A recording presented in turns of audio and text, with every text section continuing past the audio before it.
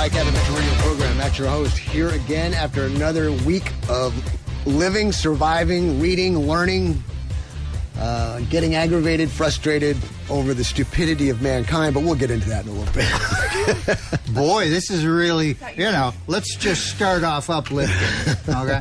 It's been a crap week. I'm mad. I know you're mad. We're all mad. I'm not going to take it anymore. Mad as hell. Well, having bad days makes a good day seem so much better. Oh, fine, whatever, Cinderella. We're live at 105.1 Shooter FM, also live on Facebook at aaronsgunshop.com. You got a question, call into the studio, 254-697-6330, but calls will only be taken after 8:30. So write down your question, think about your question, meditate your question, write down your answers to the trivia, the quote, the word of the day, so on and so forth. All programming is put in podcast form. You can check it out, Aaron's Gun Shop, Spotify, Apple, Podbean. Thank you to my sponsors. Couldn't do it without you. The people who donate privately, even more so. You get nothing out of it other than supporting me. Subscribe to the YouTube channel. Hundreds of videos there for learning and opinion and debate. Like us on Facebook, Instagram, the whole works. Wow. I had a crash of a show. Everybody had to do something. But the other first string team came on board. There's no third string or second string around this show. It's all first stringers. Just not enough room for everybody. But right now, I normally throw the mic over to Shelby Meyer, my board operator, but she had to be gone. She's on assignment, and we've got Billy Ray in. Billy Ray, you're doing a fantastic job. Say good morning. Good morning, or hi. Yeah, and just for the record, Billy Ray is not near as cute as Shelby. I'm just putting. Don't claim to be either. Oh, all right. Now, that voice you just heard is the ditch doctor, Bill Huffman. Bill Huffman, good friend. Been with me for a long time on the program. He is sitting in the colonel's seat, but he is here this morning, not feeling 100%, and he still is dedicated to come in. So, Bill, good morning. Good morning. Buongiorno, America. I'm happy to be here. I'm happy to be able to serve, and I look for the opportunity to spread some of God's kindness if it should present itself. Now, since he's sitting in the seat of the colonel, I will announce about the colonel. The colonel is coming on the 1st of November. Yay! He's chomping on the bit to come back on. I'm going to have to probably pull the reins on him a little bit and see what he's going to say, and have to pull him in a little bit because he's got so much energy and so much information to put out there. Bill, I also want to go over the propositions and the answers to that. A lot of people were favorable to that last week, so we'll do it again this week. Absolutely not a problem. Okay, now, to my right, Judge Andy Isaacs. It's wonderful to be here. Thankful for the rain. You're just tickled to be sitting next to such a cute girl. Another first stringer, another solid seasoned oak spoke in the wheel. Oak spoke, thank you. Is Kristine Stevenson, EA, enrolled agent, a liaison. There it is. Between you and the IRS. So she's done some awesome things. I asked her to come on. She's got a busy schedule, and she was generous enough to give me her time. Kristine, welcome. Thank you, Matt. Great to be here. You've been texting me a couple of times about how much great you've been doing for some people. Yes. And it's exciting to hear that because you're up against the beast. I am. And the beast is only at half measure, but still going full bore. Okay, sure. We'll talk about that in depth in the 9 o'clock hour, I'm sure. Okay, I've said this many times before that I plan this show the entire week, and I'm constantly adjusting. And when I get behind the microphone in the studio, it's my brain. If you close your eyes, you know how it's black when you close your eyes, but you can imagine you're at a major fork at a road, a delta. I could take any one of those directions and start the show off with that. And here I am now. I'm in the Delta, and I totally went blank. I don't know where I'm going to go. I was very frustrated this morning. Just the stupidity, like I said, of mankind. It just drives me crazy. I don't understand it. There's got to be a basis. There's got to be a grounding, rules. There's got to be some type of boundary set so that we can know when we're in bounds and out of bounds. Now, some people just love anarchy altogether. They don't want boundaries. And we've been seeing that quite often. But obviously, you have not watched the liberal side. There is no boundary. Henceforth, the reason why I'm spewing out the mouth these words that I am. But you know what, Matt? Take heart. You are at that delta point. You don't know which direction you're going to go. But God does. He's already seen it, and it's okay. He says in his word, when you don't know where to go, stand. There you go. Stand. That's very valuable, Andy. That's right. Because I have some things in my life, and I'm standing. It seems like I'm standing with cement shoes on. Hey. I want to go, but something's telling me don't do it. Wait. Was that a slam on my people? The cement the shoes? No, I don't want to go with the fishes. Right? Because we took it for a ride in Lake Michigan. It's a deep one. I'll tell you what. We'll get into this in a moment. Let me do the word of the day and all that kind of stuff before the first break. The word of the day comes from the headline of a story, the body of a story, or the conversation story. And if you could put the word of the day into a sentence and give me a call here at 254-697-6330 after 8:30. And you can put the word in a sentence, you'll get a prize. Some type of restaurant prize. We'll figure something. I got a Gadsden flag we can give you out. Here's the word of the day. The word of the day is meme. It's a noun. Definition: an image, video, piece of text, etc., typically humorous in nature, that is copied and spread rapidly by internet users, often with slight variations. We all know what a meme is. Comes from this headline. Danger Zone singer. You know who that is, right? Bill, Yeah. You're the music guru. Kenny Loggins. There you go. Danger Zone singer asked Trump to dump song, cute, from AI meme bombing No Kings protests with feces. Which was hilarious. Come Still on. Now, the reason I'm using this article, I think I can pull 2 points from it. First of all, I totally agree with Kenny Loggins. Totally 100%. And I'll tell you why in a second. The other one is, although it's extremely funny, I don't think it's helping the cause for unity doing a meme where the president's flying a jet and dumping crap on people. I just don't think it works well. But let me go back to Kenny Loggins first. He states, this is an unauthorized use of my performance of Danger Zone. Regarding his chart-topping track featured Top Gun and Top Gun Maverick soundtracks, nobody asked me for my permission, which I would have denied, and I request that my recording on this video is removed immediately. I can't imagine why anybody would want their music used and associated with something created with the sole purpose of dividing us. Too many people are trying to tear us apart, and we need to find new ways to come together. We're all Americans, and we're all patriotic. There is no us and them. That's not who we are, nor is it what we should be. It's all of us. We're in this together, and it's my hope that you can embrace music as a way of celebrating and uniting each other and every one of us. So I totally agree with his sentiment. I totally agree if he has the authorization to approve or decline, that he can do what he wants. I understand his thought process behind it. Depending, I don't know if he's conservative or not, or he's just saying that in a socialist type of way. But the sentiment written here on black and white, I totally agree with. Okay, I've paused commentary. Have you heard the old adage, they're playing checkers, Trump's playing 3D chess? Yeah. 4.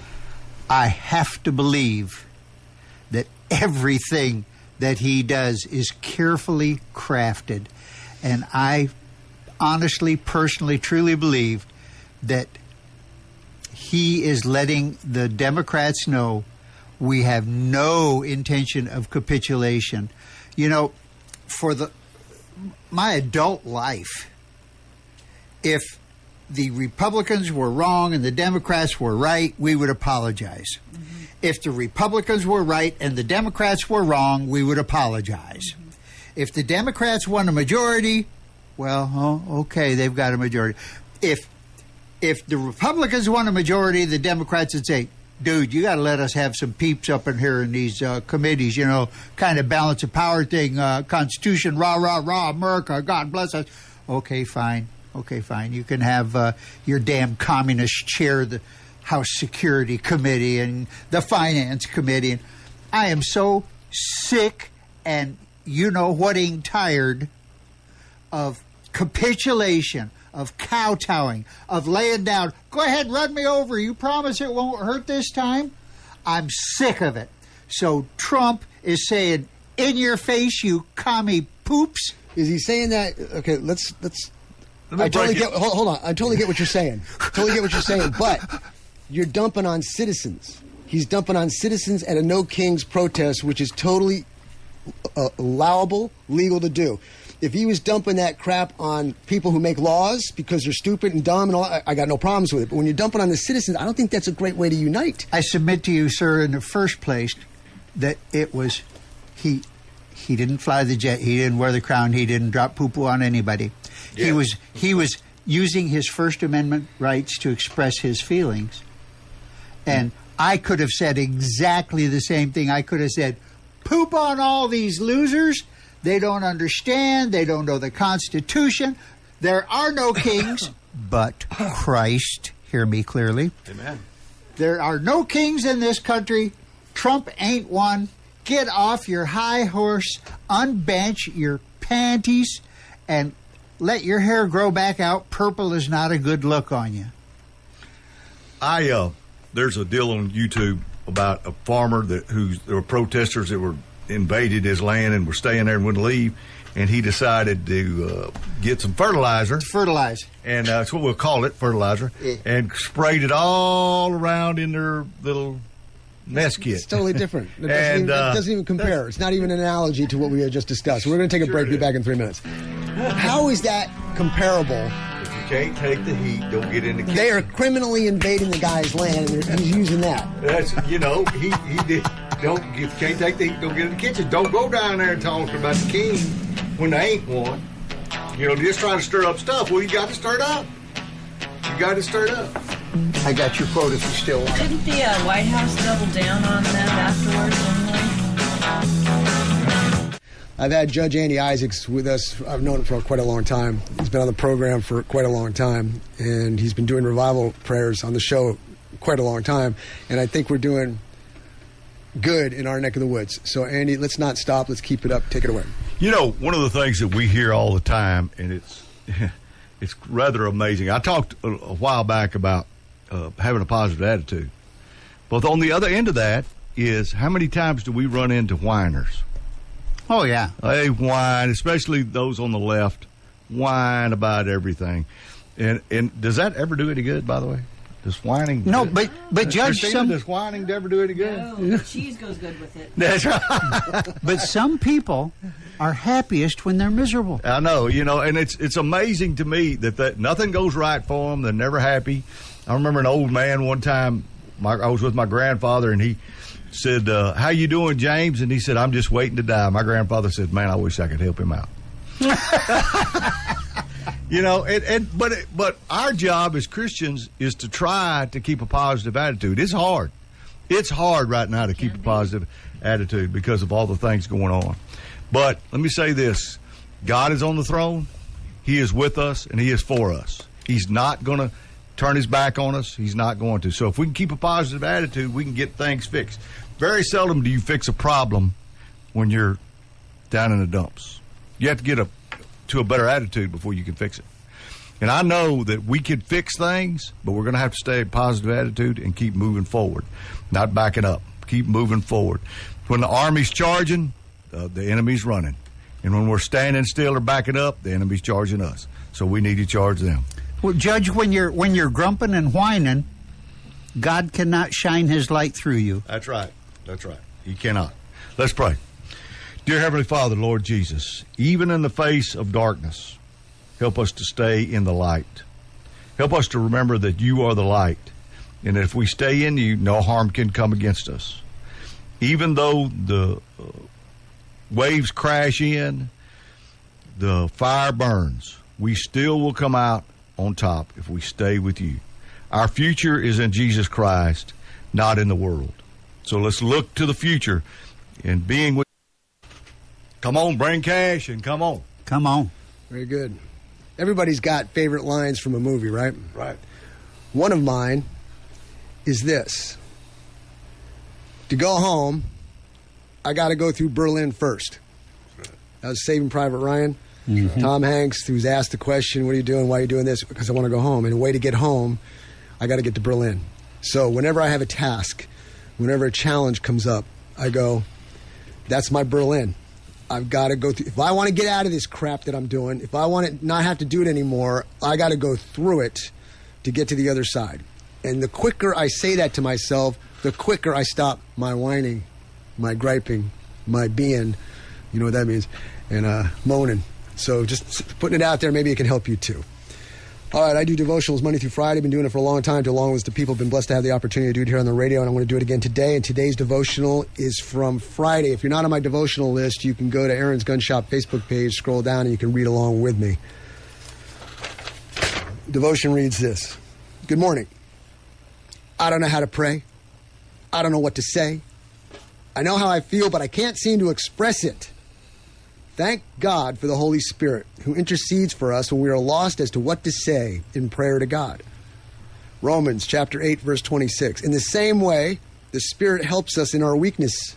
We do not know what we ought to pray for, but the Spirit himself intercedes for us through wordless groans.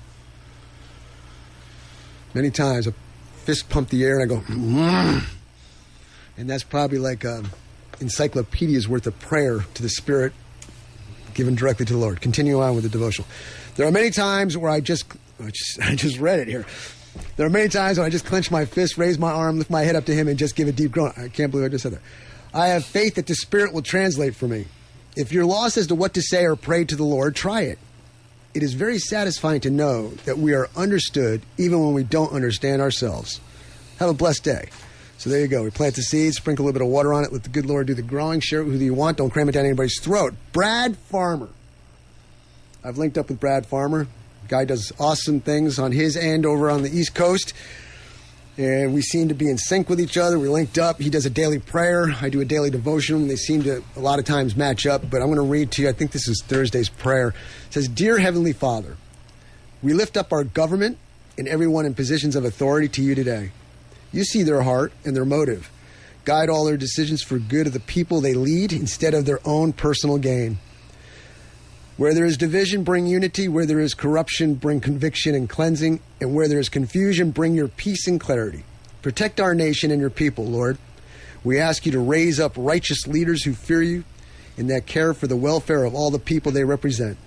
Remind us as citizens to pray faithfully and walk humbly before you. In Jesus' name we pray. Amen. That was incredible. Perfect timing for what's going on. Thank you, Brad. Check him out, Brad Farmer on Facebook, or you can go to aaronsgunshop.com, go to the radio show page, scroll down, and you'll see his link right there. Okay, back to, how much time I got? We'll do the word of the day real quick. Word of the day is meme. Comes from the headline, Danger Zone singer, Kenny Loggins, asked Trump to dump song from AI meme, bombing no kings, protests with feces. Bill, what's your quote? The quote of the day is, Be without fear in the face of thine enemies. Be brave and upright, that God may love thee. Speak the truth always, even if it leads to your death. Safeguard the helpless and do no wrong. That is your oath. At which point he slaps Balian. And that is so you remember it. Rise a knight and baron of Ibelin. And with that 20 seconds, Billy Ray, give us our trivia for today. Who holds the record for the most expensive thing ever? It's the way you say thing, man, that makes it just opens up the whole field. It could be anything. Maybe I bought a star in, Sagittarius somewhere. Okay, we're going to take a break. Be back in 3 minutes. See you on the other side. Capital Radio program. I'm taking calls now, so if you want to give a call, 254-697-6330 for word of the day, quote of the day, and trivia. You can do that. Also, the gun shop, Aaron's Gun Shop, is open Friday nights from 5 p.m. to 9 p.m. If you want to shoot your handgun, get some practice in. I'd love to see you there. So it's a members-only club, meaning you can get daily memberships, meaning you come in and you pay your fee. You can do monthly or you can do yearly. So when you get there, we'll talk about it. It's a great time, great atmosphere, great people, and I think you'll like it. Don't need a reservation. Don't need a reservation. Good deal. Do gun transfers. You buy guns, we can transfer them through you. I also do private training, specialized training for advanced shooters. From novice all the way to advanced, but we can turn you from a novice into an advanced shooter relatively in a short period of time if you're consistent. So, and the gun transfers go both ways. I mean, if I want to sell or give a gun to my brother in Oregon, I can bring it to you. You can transfer it to an FFL, and he can pick it up there. That's right. So you can receive for me, and you can also send for me, kind of like Western Union. You got it. That's very good. That's excellent. So go to aaronsgunshop.com and check it out. Also, I haven't found anybody yet that I want to train 4 weeks in a row. I need somebody who wants to diligently train for four days, 4 weeks consecutively, 1 day a week, and enhance their skills. I'm telling you, I can teach you. I can make you much better. And if you're carrying a firearm concealed or an open carry, if you got an LTC or not, and you don't practice, you're being very foolish. They ain't magic. First time you pick up a hammer, you're going to bend a lot of nails before you drive one. It's the same way with that magic juice dispenser. You got to practice before you need it, because when you need it, it's just too damn late. All it is now is something that can be taken away from you and you can be hurt with. Speaking of being too late, 2-year-old girl dies in hot car after father forgets about her to watch pornography. Let that soak in for a second. I'm bringing this article up for a few reasons. One is that's terrible. 2, that's disgusting. And 3, I have something in my pocket I want to show you. Some time ago, I read another story of a young girl like this dying in a car because the parent left him in there. And I'm thinking to myself, I've seen so many people try to break a window to get in. Oh. And I'm thinking, like, what's the matter? What's going on? Why can't you break this window? I said, that's it. I'm in Texas. I need a fail-safe type of designed device that is small, compact, and available that I carry anywhere I go. God forbid something like this happens to a 2-year-old girl and I see it. I'm not going to break my fist. I'm not going to go look for a brick. I'm going to pull out this little thing that looks like a bullet that's got a major tungsten steel compressed spring, or however you want to call it. You push it to the window and it breaks it. It's very simple. You want to show that in the camera? The proper name for this tool is a spring punch. And why every cop and every medic in the world don't carry them, I don't know. I carried one when I was in EMS for that very purpose. Now, I'm going to promote this company. They need to sponsor me. But it's WYN, W-Y-N, Labs, L-A-B-S, WYN Labs. That's what I got. It's small, compact. I think you can get them on Amazon for about $20-something. It beats getting the hammer, beats getting these other things that don't work. I've seen it too many times. People pound and pound it. And this one, every time I see the illustration of it, you put it in there and the force just shatters the window for you to get in. Something about the direct force just shattered. Well, let me read this story. Prosecutors have revealed that the Arizona father who accidentally left his 2-year-old daughter to die in a hot vehicle last summer was watching pornography while she suffered from heat exposure for over 3 hours. Christopher Schultes was distracted watching the X-rated videos when he left his youngest daughter, Parker, inside a car parked in the driveway of his home in 109-degree weather. Okay, so I'm supposed to be a Christian and saying, may God have mercy on his soul. But you know what? I like to picture that bastard burning in the everlasting fire. His own child.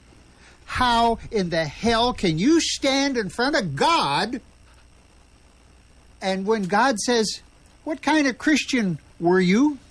You say, I was faithful. What kind of husband were you? Oh, I was faithful. What kind of father were you? Well, except for this one time when I decided I wanted to watch pornography instead of saving my child's life. He does have to live with himself the rest of his life, knowing that he caused this. That's pretty hellacious, I would think. You know, I'm defending him, but he's we're not defending him at all. But we're just trying to make something clear. Like in the Bible says, there's a time and place for everything. Yes. Okay, if it's a free country, you can do what you want when it comes to watching pornography. But there's a time and place for everything. You've got a 2-year-old girl that you're supposed to protect and care for. You can put that pornography stuff off to a different time. I mean, just what's the matter with you? Yeah. How are you going to explain that to your wife? How are you going to explain it to God? That's why I'm saying Well, they're divorced. There's no way. He's got to live with himself. Yeah. When I see stuff like this, it just drives me crazy, man. I'm one of those guys. I'm a sheepdog, especially when it comes to little children, especially little girls. Little girls are cute as a butt. And I'll tell you what, if I didn't have a fancy handy-dandy spring punch to break that window, I got a Glock and it'll do the same damn thing. Yeah, exactly. But if we're prepared, like we usually are. Correct. half the time, or most of the time, we're so prepared. I say this a bunch, we're so far ahead of the curve that we're catching up to ourselves. True that. Is there anything else I can redeem from this story? Not really. No. What exciting things are going on in the world, Matt? Well, here's something. If you're a business person, you'll totally understand this. If you're a gun person, you might be able to understand this. Maybe not. Glock Firearms, announces discontinuation of more than 30 handgun models. So listen to me.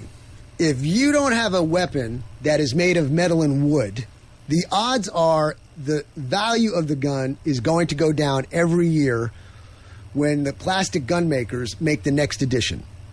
But you make a classic weapon of metal and wood, year after year after year that goes by, it will either retain its value or go up.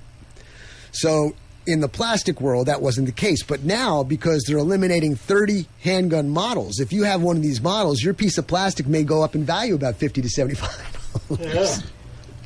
And the whole purpose of this is because there's a little back plate on the back of the slide on a Glock. You can stick a pin in there and slide it out. And then you can go on Temu or Wish or any of these other BATFE monitored websites and buy a Glock switch. And you slide this little panel up in there, and it's got just a flipper toggle on it. And in the regular down position, it goes bang, bang, bang. And if you flick the toggle up, it goes... So now it's a machine gun. Well, the question was asked, why is Glock discontinuing so many models? And the company answer, in order to focus on products that will drive future innovation and growth, we are making a strategic decision to reduce our current commercial portfolio. This streamlined approach allows us to concentrate on continuing to deliver the highest quality and most relevant solutions for the market. Another question asked, will discontinued models be supported?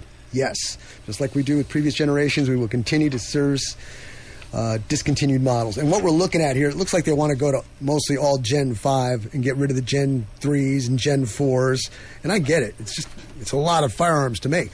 So if you fit in the category of Glock 17s all the way up to Glock 49s, somewhere in between there, check out the website, see what's being eliminated. And who knows, you might want to hold on to that firearm.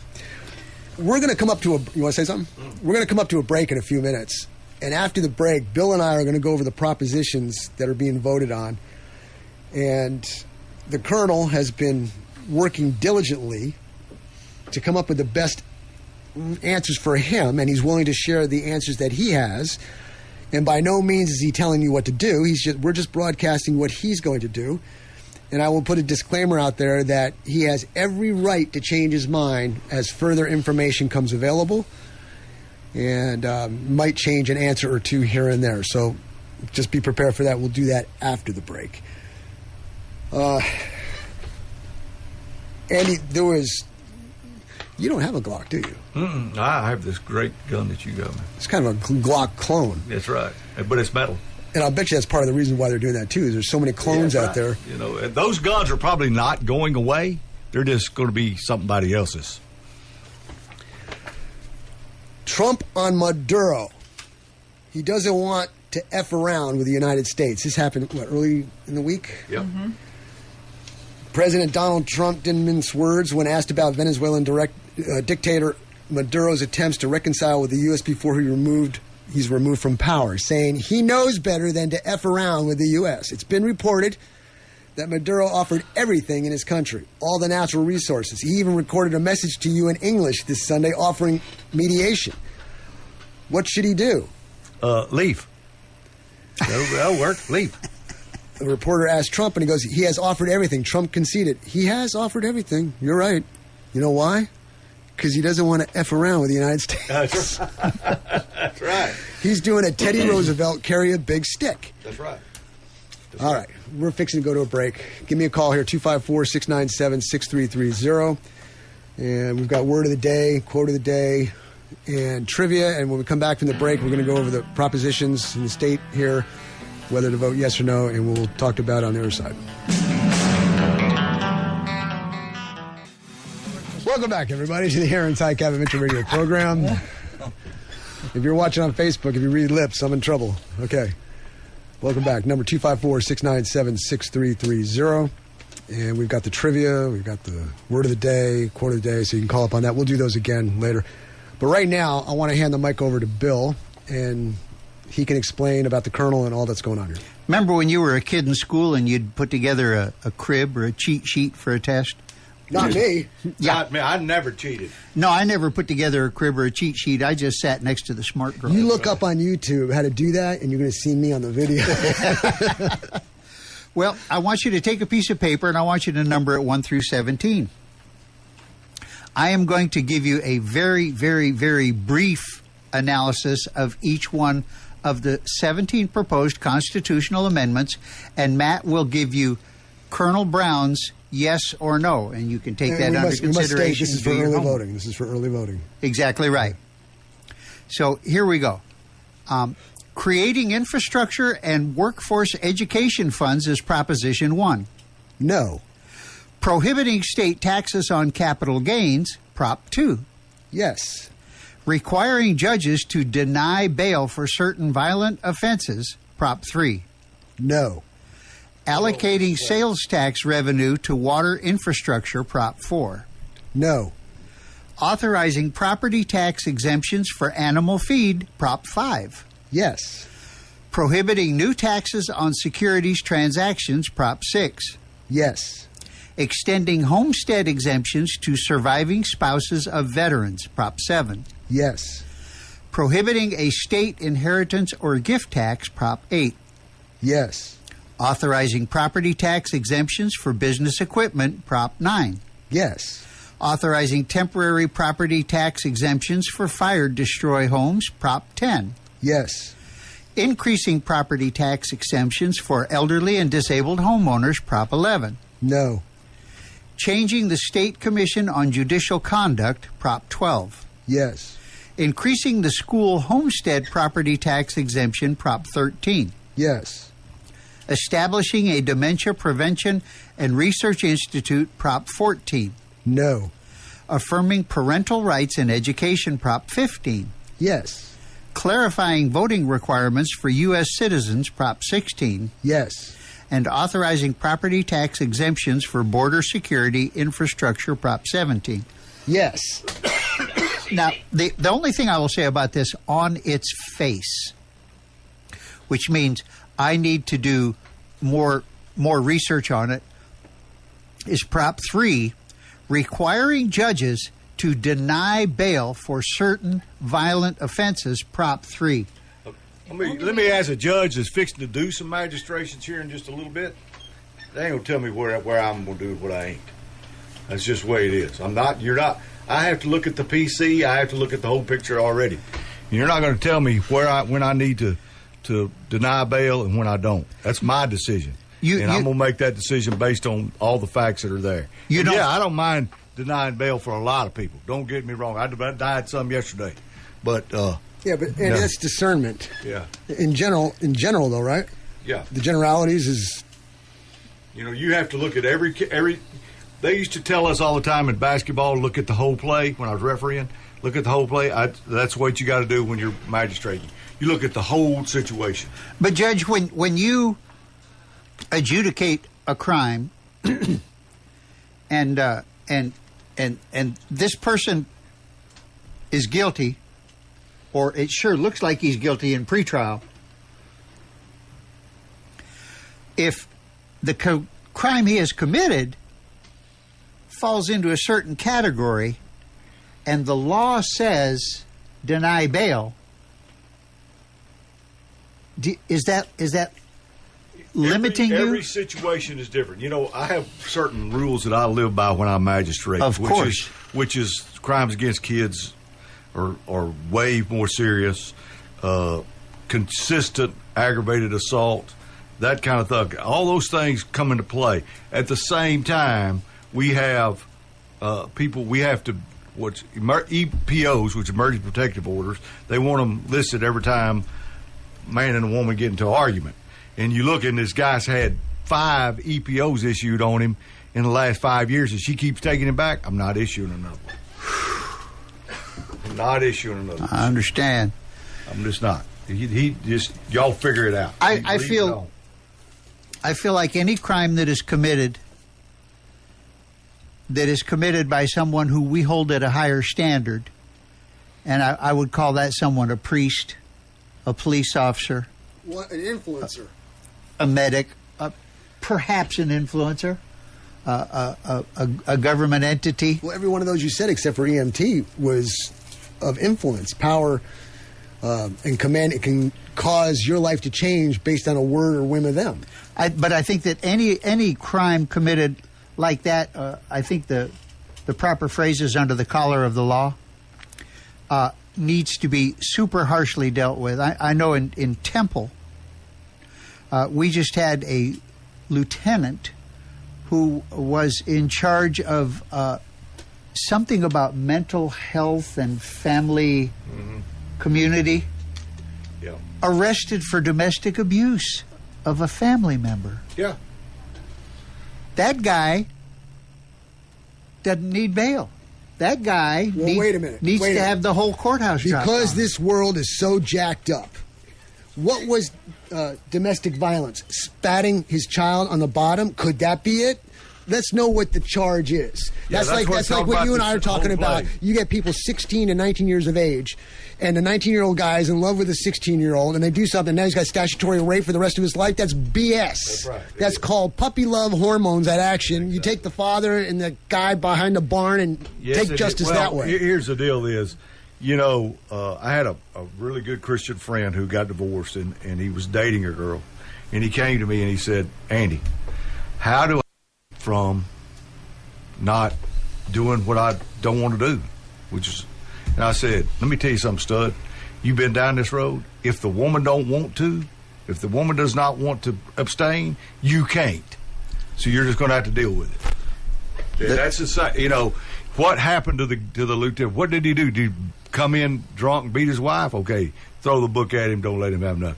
If he came in and she hit him in the side of the head with a frying pan, and he defended himself, that's different. That's reading headlines and bullet points instead of going to the third or fourth paragraph in the story and finding out the truth. Yeah. There you go. Don't get me can't wrong. argue with that. I mean, I don't want abuse to children, but No, a no, swat no. on the butt. Hey, man, we need more swattings on more We need butts. it. We wouldn't have this trouble. Listen, I my- expected to be St. Ignatius by today, as many swattings on the butt as I got. My wife asked my son, number one son, why are you such a good kid? His immediate response was, because you married dad. That's it. Meaning, I didn't put up with it. And I got two young men who are fine. They're good. My daughter was talking to another bunch of people, and they said, did you do this when you were in school? And she goes, no, I didn't do that, because we got our ass beat. My youngest son, people used to say, it seems like you are all the time correcting that boy. I mean, it's not that you're ugly, it's just that you're on him all the time. I said, well, I'm sorry you feel that way about it. And then the next thing out of their mouth would be, he is the most well-behaved boy. Yeah, no kidding. And Yeah. when I divorced my wife and married my current wife, he, due to a family emergency on her side, on my ex-wife's side, came and lived with us for 6 months through the end of the school year to give his mom a chance to heal and recuperate domestic violence. And it drove my wife nuts at first because we would go sit down at the table and my wife would bring over a plate of food and set it down in front of him, and he'd say, thank you. She said, you don't need to thank me. This is my job. He'd cut his eyes over and look at Dad. Yeah, you do. I would nod my head, yes. Yeah, you do. That's just an answer for the woman to say, I got to cover myself. I got to make sure I don't look that, Right, eager for right. a compliment. And then when he was done, he'd say, may I be excused? And she'd look at him. She'd say, Tony. He'd look over at me again. I'd say, you're excused. Christina, don't give us the female side of this. No. I'm soaking all this in. We're Oh, going to you're a not break dodging. here This just is- shortly. Hold on one second. Look, I just noticed Shanna's watching. Look, I got to tell you something about Shanna. Shanna McQuinn, Hands on Wellness. Oh, my gosh. Look, I got problems. You all know that mentally, physically. we know. Yeah, okay. Oh, That's buddy. why I said it first. That's why I said it first. No, I've got a lot gonna of write a book. a lot of physical problems, and this week Oh, was bad. physical.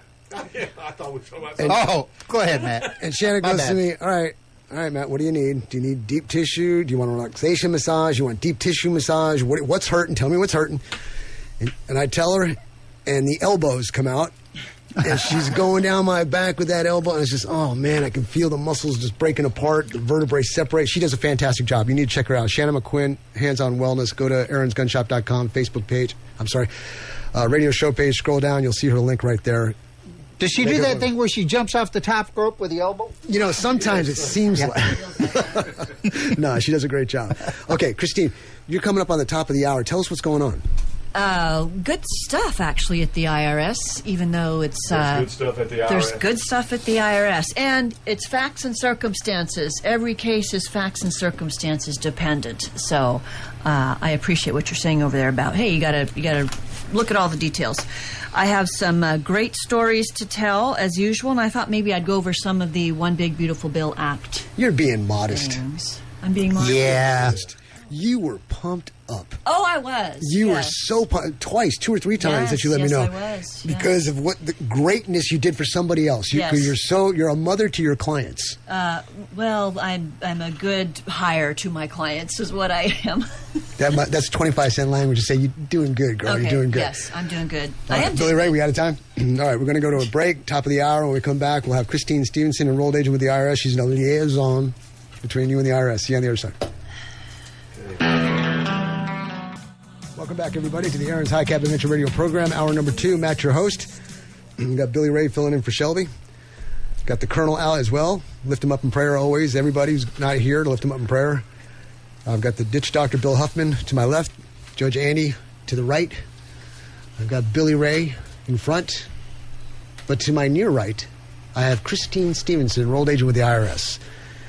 Been with Kristine for quite a while now. She does a fantastic job. She's proven herself time and time again. She's a liaison between you and the IRS if you have tax problems. She's not really doing your taxes. She comes in to help you when you have tax problems. Kristine, take it away. Thank you, Matt. That's right. I don't really do tax returns except if someone is coaching with me in a long-term capacity and I really get to know them and their situation, and it's much more fluid.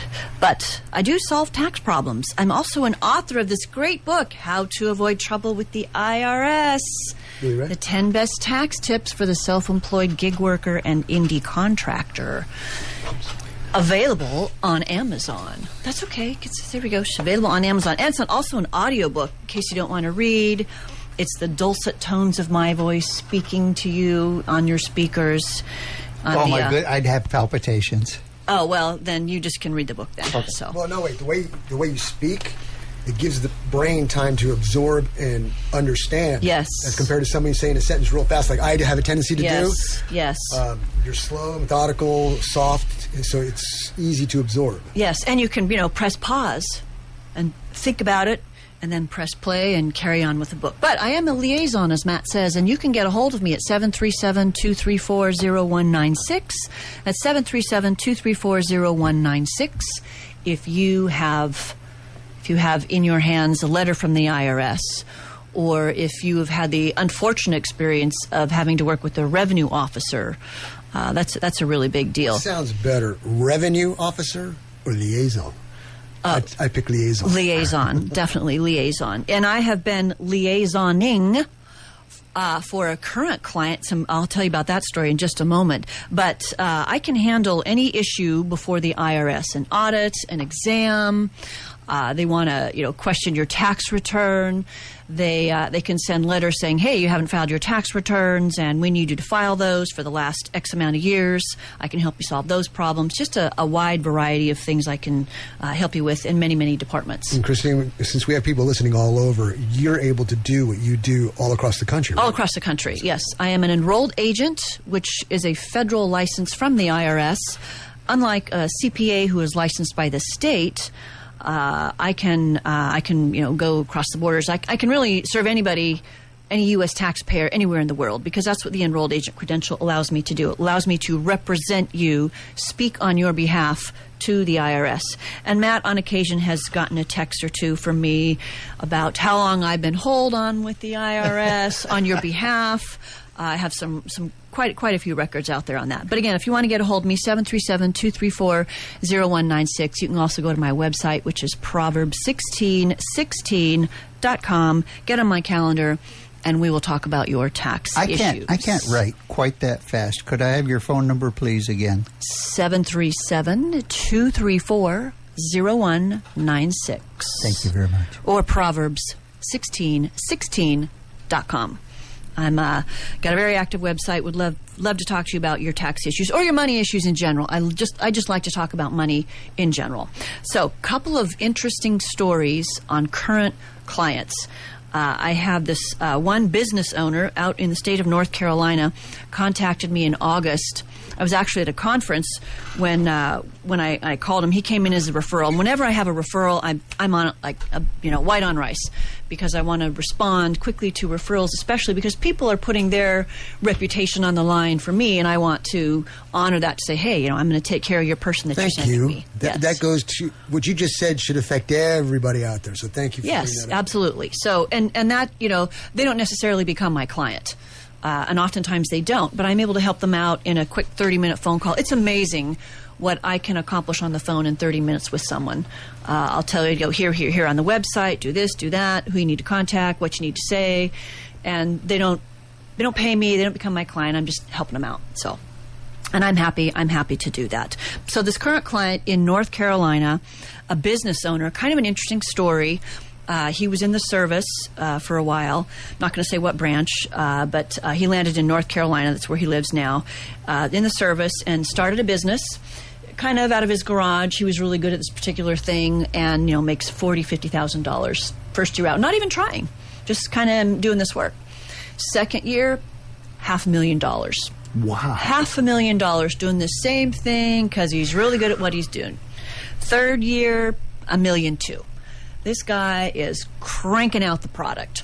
So he's making over $1 million, by the third year of business, and doesn't know that he needs to be sending the IRS some money as he's been making all this money. Good. So he's not been sending the IRS any money, and he's got some employees.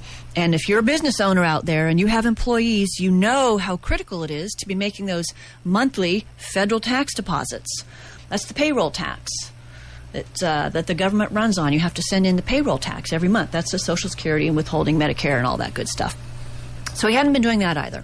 Anyway, so he comes to me, and a revenue officer had been assigned a revenue officer had received his case last year in November. She was still in training.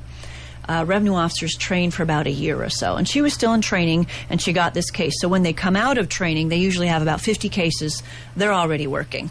Wow. So it's a big deal to come out of training and immediately you have this work. And revenue officers, they really are overworked and probably underpaid, in fairness to them, because they have this huge volume of casework that they have to just move through and move through their inventory, move off their desk. So she's brand new, doesn't have the wisdom and experience of having been around the block a couple of times, knowing what's what. She's very, by the book, very by the book. So she starts meeting with him in February and just immediately starts slamming him with levies, and I need this and I need that. And she's going by the book. He's completely unresponsive, doesn't give her what she wants. So a levy is when the IRS puts they give the bank a notice, or your payment processor a notice, or any vendor you're doing business with. They freeze any money that's coming in, and then the IRS can take that money after 21 days. A levy goes on a bank account or any kind of account. 21 days later, if you don't do something, they can take the money. Wow. So it's a big deal, especially if you're a business owner and you have your business bank accounts levied. You don't have access to that money. So fast forward, he hires me, and I start working with him in August. At the moment, the IRS said he owed $113,000 in back payroll tax. So his business is responsible for all that money that he didn't send in. So if that money doesn't get in, what the IRS can do is assign that to you personally. So Matt, you're running a business and you don't make your payroll tax. The business is responsible for it. So we're going to assign it to you personally. You are now responsible for this $113,000 of tax. So Matt's personal home and chattels are all up for grabs. All up for grabs, Wow. and it will always be on your tax return until you get it paid off, and you have this $113,000 debt you are now personally responsible for. So it's a big deal. That's called the trust fund recovery penalty. It's called robbery. So fine, I step in and I'm like, whoa, hold on, let's not do this trust fund recovery penalty. And I'm trying to work with the revenue officer. We're moving into September. I'm trying to get a feel for the case and what's really going on here. So in this process, I discovered this guy has been paying himself like he's his own employee of his business. That's how his CPA he hired was paying him. And I said, well, you're an LLC. Are you a single member LLC? And he goes, yeah, it's just me. And I said, okay, so we've got to be really clear here. You can be an LLC and you can choose to be taxed as an S Corp, which puts a whole different spin on your taxes. And that makes you an employee of your business. Oh, is that someone calling? Anyway, so he's being taxed like he's his own employee, and he's not. So he's got half of the payroll tax is $113,000 that the business supposedly owes, but it actually doesn't because the tax returns were filed wrong. So I discovered this by happenstance. This is a guy with the CPA. Yes, and the CPA, I don't know what's going on with the CPA. I told the guy, I said, you need to get rid of the CPA because they've been filing your returns wrong. They've been taking money out of a bank account that has a zero balance and just craziness. Oh. Anyway, so I start working the case. And it's late September. We're moving into early October, and the federal government's, getting ready to shut down. What are we doing? And I'm trying to work with the revenue officer and her manager, and they're like, nope, we're not dealing with it. We're going to levy this guy and freeze all his money up. So I'm desperate because this guy sends me a message. Hey, my money's frozen. He's trying to make payroll for his employees. He's got to pay his vendors. He can't even pay his taxes now, because the money to pay the taxes, his federal tax deposits, are frozen. So I've got this wild, crazy call in to the supervisory revenue officer manager. No, wait a minute. You know how you read a book and there's a cliffhanger? Yes. I'm coming up to a break. Keep us in a cliffhanger here. Okay. So set us up. You got about 20 seconds to set us up for the cliffhanger. So I got a call in to the supervisory revenue officer manager, and you'll never believe what happened. Oh, my gosh. Really? Tell us. After I left that voicemail. Oh, we got to go to a break. We'll be back in 3 minutes. Welcome back. Billy Ray, you're doing a great job. Thank you. Welcome back, everybody, to the Aaron's High Cap Adventure Radio program. The number 254-697-6330. Kristine Stevenson, enrolled agent with the IRS, is in the studio with me, and she left us with a cliffhanger. Tell us the rest of the story. So there I am on a Sunday. There she was. There I was on a Sunday, no less, leaving a voicemail for this revenue officer's manager. It was October 6th, I think it was. The IRS is already shut down, and about half of the workforce left the building. So they have a skeleton crew running. They have to have people there to basically cash checks, to process authorization forms such as a power of attorney or taxpayer information authorization form. Skeletal crew. They have to be there to do certain functions, as well as, the filing season was coming to an end. So they got to be there to accept returns and process them. Anyway, skeleton crew. So it's Sunday. I'm leaving a voicemail for this manager, and I said, hey, I know tomorrow's October 7th. It's Christopher Columbus Day, and you're off. But Tuesday, when you come in, please call me. My client, he's got no ability to get money out to pay federal tax deposits that he is required to pay. So it was kind of a double-edged sword there. And what I had done is gone over my person's case with a fine-tooth comb to find anything to free up this levy. And as I went through, I found that the revenue officer had made a critical error. And Error. And did not give me. I had requested all correspondence, all information that she had given my client. I need a copy of it. So I'm just trying to get up to speed. This was early on. And she had forgotten to give me a Form 9297. Now, I know that 9297. Oh, my the God. 9297. Oh, my gosh. I know. You're all going to, Stand her sleep, up against the wall, not give gonna her a sleep well cigarette and a tonight. blindfold. So I didn't get the 9297. And if you're really curious, that's just a form that the revenue officer sends that I need a list of this, this, this, and this, and this. It's a checklist. Critical piece of information so you know how to respond. You know what to give them. What are they after? I mean, conceptually, I knew she needs a bunch of stuff. And she told me verbally, but in the IRS, if it ain't written down, it didn't happen. It's not real. It's not. So this is backfiring on the IRS. So it backfired on her. And so the manager calls me on Tuesday, and we're having, and she and I had already spoken the previous week on Friday, and she's like, nope, this guy, this person, he's just done this, this, this, and this. We're not releasing the levy. I was like, okay, well, I guess I'm going to have to file a CAP appeal, which is a collections appeal process, and it goes to an appeals officer, but they've all left. I can send the paperwork in, which I did, but there's no one that's going to be there to review it. In the meantime, the reality is funds are frozen. So the manager calls me back, and we're having another conversation. I'm being very polite, very nice. It doesn't pay to get angry with her. She's just doing her job. We're having a conversation. I said, I went over this case again. I don't have my 9297. Zip my mouth. Let the weight of that fall on her. Did you hear the sound of her jaw hitting the floor? Yes, okay. I did. And she very kindly says, okay, well, I'll release all those levies and I'll send out the paperwork. I said, great, thank you very much. And of course, I'm, going like that.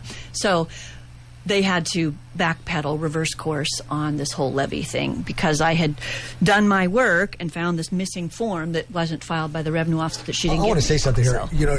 You took this time to say this story, which was absolutely important to get the point across that there's always hope because of human failure. Yes. And you're so attentive to that paper, and you followed it systematically. You found the error. Yes. It's a Star Trek thing.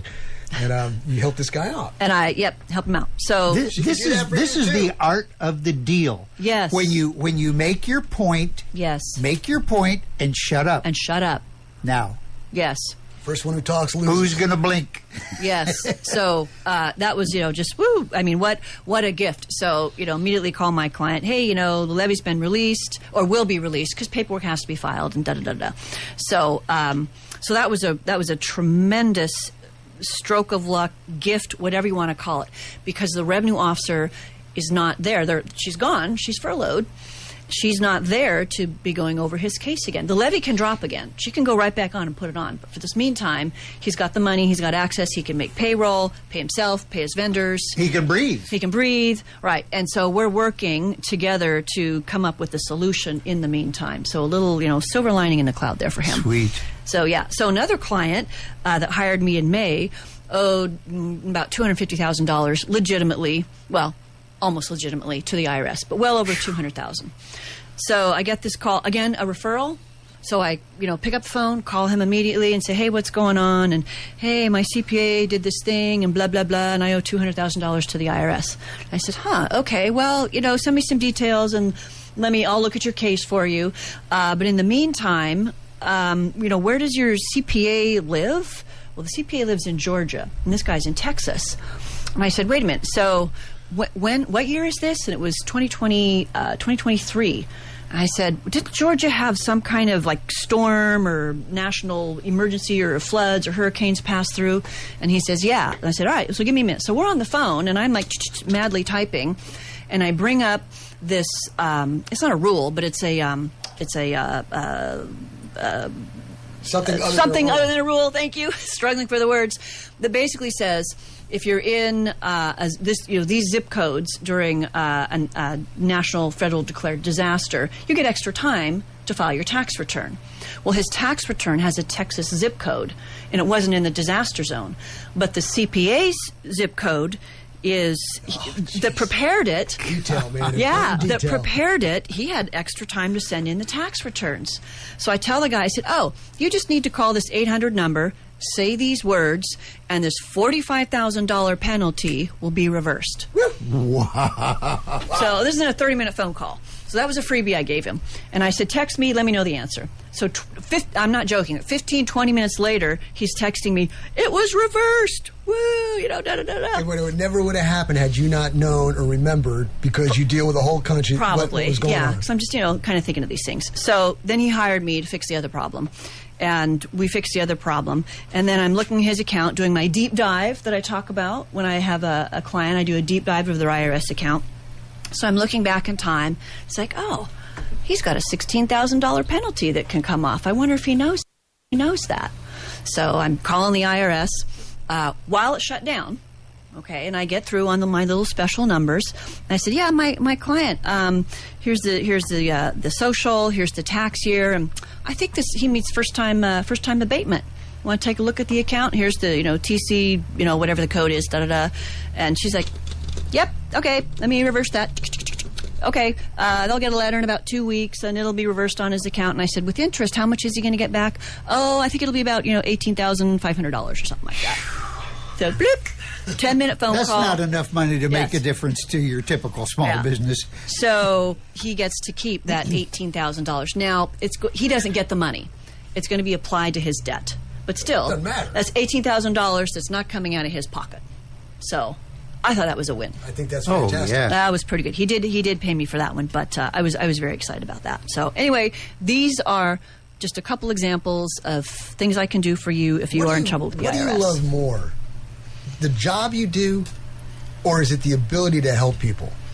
I know that might sound weird, but I think it's the guns. ability to help people. I love Yeah. teaching people how to shoot guns. That's why I Yeah. do it. It's not like you're going to pay me. Yeah, that's the aftermarket thing, and yes, I do Yes. need it. But it's Yes. the joy of seeing somebody go from here to there. Yes. and Yeah. you're a part of it. It's helping people because they really don't know what to do, and I'm generally pretty good at ferreting out information, and I have a really good track record, like almost 100% of the things that I've done a wide range of things. There's only been a time or two that I've not actually been able to find something to help the person out, but it's That's no fault. That's amazing. yeah, no, it's just they didn't meet the criteria.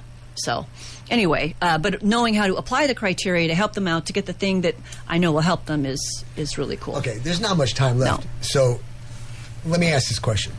There's somebody there who's got something from the IRS, and they're looking at it and they're going, do I really need to call Kristine? Is that one of those things? Or is she going to make me, am I going to feel stupid for calling on this small little trivial thing?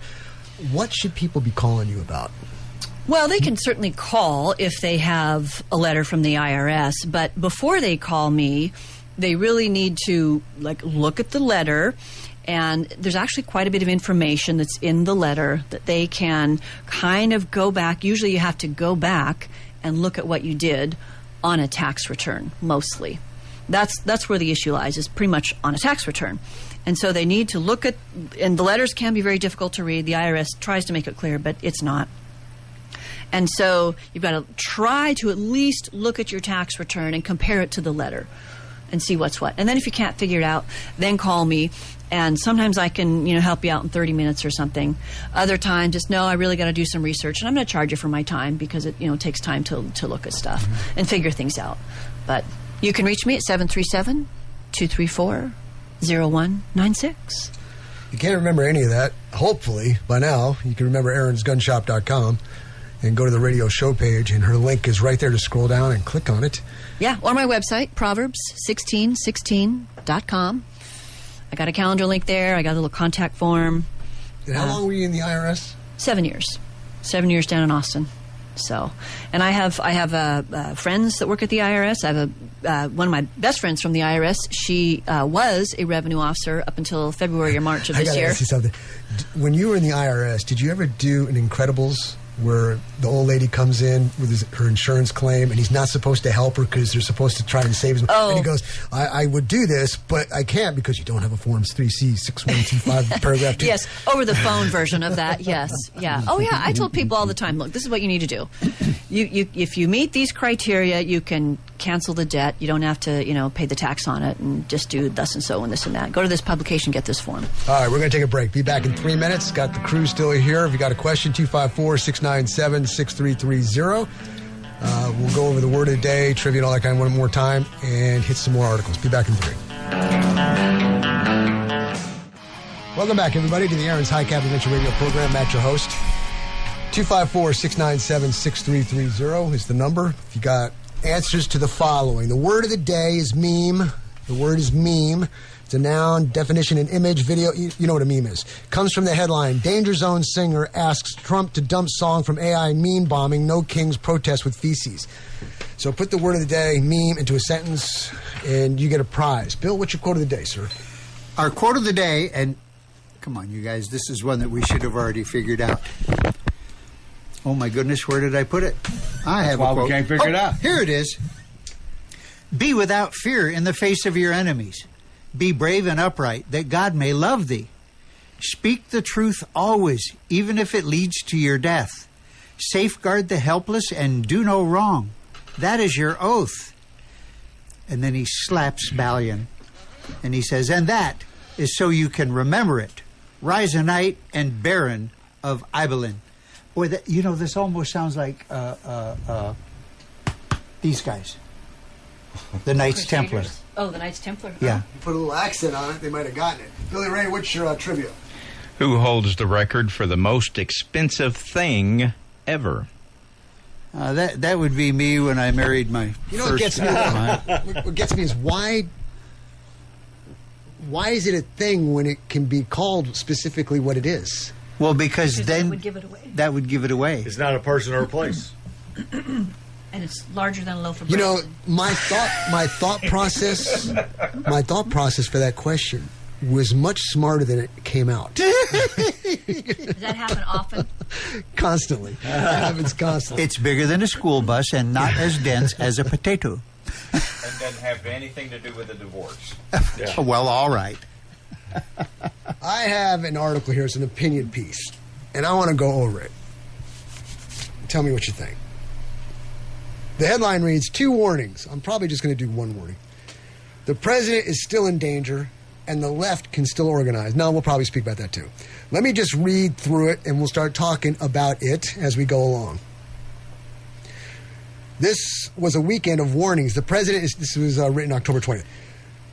The president is still very much in danger, and the people around him seem incapable of protecting him fully. The left is still very capable of organizing, and while it doesn't seem much of a threat right now, it can be soon enough, sooner than you think, and I concur. Here's the warning number 1, the president's safety. Yesterday, the FBI announced the discovery of a hunting stand with a direct line of sight over Palm Beach Airport, where President Trump regularly boards and disembarks Air Force One on his way to and from Mar-a-Lago. The stand was discovered last Thursday, but the FBI held off on an announcement until Sunday. Quote, prior to the president's return to West Palm Beach, the Secret Service discovered what appeared to be an elevated hunting stand within sight line of the Air Force One landing zone. Well, first of all, let me stop there. Who the hell is that dumb to put a hunting stand near an airport, 2, an airport that President Trump goes through? How are you going to shoot there in the first place? So since that stupidity is there, I can't believe it. That hunting stand could have been there since 1970. Did you actually see the video of the thing? It looks like kind of like a platform versus a hunting stand. No, yeah, So platform. it's a platform, yes, okay, but I've sat on many of them. yes, okay. So as you say, it could have been there a long time, But because of the Yes. golf course Yes. scenario and because of Butler scenario, Should've they been should be faster. checking all these things. Why didn't you find that faster? And if you have Right, groundbreaking Exactly. radar Yes. or ground penetrating radar, Yes. you can't figure out a stand in the tree that could potentially be that's in line of sight of the plane. Because I'm not saying that the guy had any intent at all relevant to that, and we agree that the stand could have seniority over the presidential use of the airport, but still, the problem is that it was not found sooner. The agree. alleged incapacity of the Secret Service terrifies me. I pray specifically every single night for the President of the United States, his family, his cabinet, his protectors, and Father, God bless the United States of America. Amen. Every night, because I am in such fear for President Trump's safety. This opinion piece reads, of course we don't know which just yet, whether a sniper's perch or a hunting perch, but it looks mighty suspicious. Not really, like Kristine was saying. It's probably been there since the beginning of time based on what it looked like, right? Mm-hmm. You never know. I mean, you can tell how long it's been there. So you could calculate and see, okay, Trump wasn't there. This has nothing to do with it, so on and so forth. How But the old is point the is, wood? why Yeah. isn't Secret Service picking up on this, especially at an airport? If he's got to go up the low steps of Air Force One for security reasons because of this situation, then why can't they check out the airline? My deal is, why tell anybody? Why announce that you discovered a hunting scene? Why would you?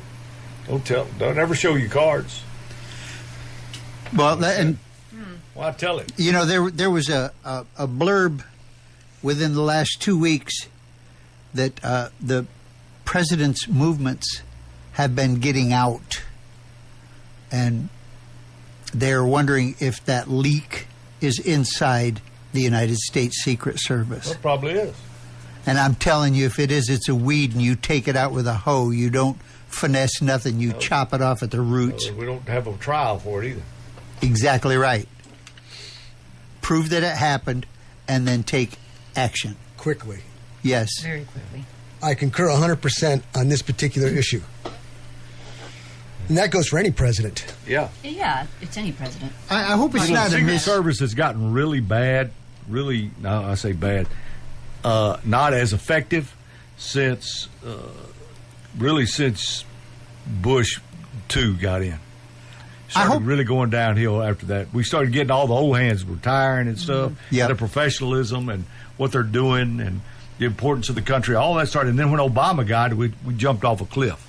I hope it is not an improper use of the word, but I feel like the United States Secret Service has a sacred obligation to the country and to our chief executive. I really feel that. I talked to a Secret Service agent one time when I was in the Army, and I was trying to make small talk with him, and he didn't have small talk.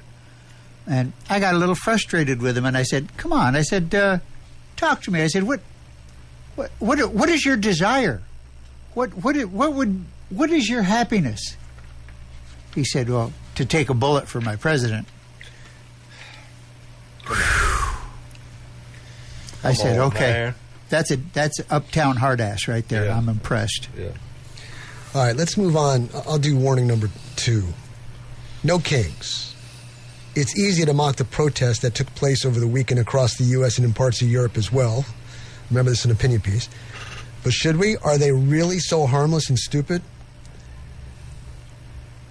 We see Antifa rolling out the U-Hauls, opening up the back door, and they've got shields and bricks and all these other things ready and pre-positioned stuff. Let me tell you something. Earlier today, we talked about the fact that we used to get whippings and stuff. The problem with this no kings is these people didn't get enough whippings. All they are just mad because they didn't win the election and things aren't going like they were. Well, how do you fix it, Andy? We've got, I've always been saying this, we've got about 5 generations of diluted parenting. From the 60s, it started. You take God out of the system, God out of the church, or God out of school, all this kind of stuff. You break up the family, and then you get a diluted family. We are And they starting have to see some children. of the correction in that some of these protesters are getting arrested. And they might fall down once or twice getting to the car. No, that's not correction. That's arresting of people who've got a problem. How do you get the mindset of the public who think like this, who read the headlines and bullet points, and the people who put those headlines and bullet points out, they know exactly what they're doing. It's clickbait. And they know that the population's lazy. They won't read it. They won't study it. That's why I'm here.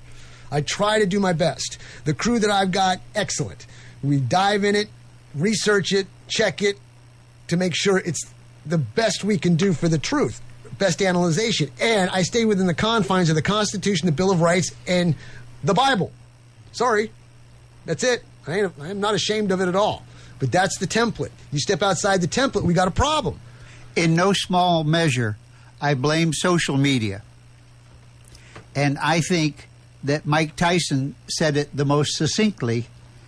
He said the main problem with social media is people don't get punched in the mouth anymore. That's right. And I think that is absolutely true. You can go out there, you could say, I hate blah blah blah blah blah. I'd kill him if I had the chance. He's Hitler. He's blah blah blah. And what do you get? You get 500,000 likes and you get 175,000 people that go, yeah, me too. Hey, Bill, you're street like me. Tell me when I go wrong. You go to some place, a public place, convenience store will say, and here's a big thug of a dude. I mean, like, oh my gosh. And you go, hey man, how you doing? Open the door, appreciate you, thanks. And all of a sudden you see some degree defenses go down. There's people out there who have walls. But if we're smart enough to realize and understand that everybody's got walls for whatever reason it may be, even bad people, you might be able to start changing something in people's lives by giving them a good word or opening a door for somebody. A little bit of decency goes a long way. They want respect. Everybody wants respect, especially men. Women want to be loved and protected. Men want to have respect. Well, you got to earn it, first of all. And I heard a phrase last week that I have decided to adopt. I love you. Ain't nothing you can do about it. That's it. Well, it comes down to the spiritual side. Yes. We have destroyed the spiritual side of everything. Jesus is out. And we're going to talk about it in depth when we come back. Be back in 3. Welcome back, everybody, to the Aaron's High Cap Adventure Radio program.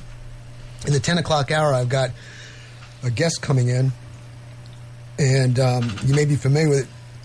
Caliber Metal. Jason Escato's coming in at 10 o'clock, and I asked him to come in for a couple reasons, but one of them was he's very much into the Lord, and he wants to do for others, and his business is going to be giving away a roof to some degree of the details. He'll be explaining it thoroughly. Wow. And I wanted to make sure he got on here and be able to promote that. So when he comes in, we'll talk about that. Andy, I cut you off. And we were talking. I'm still mad about it. Why don't you pick up where you left off? You know, one of the things that is the problem, all this goes back to the spiritual side. It's not just, yes, we have X, Y, Z, and all the other alphabetic problems. We have kicked God out of our lives.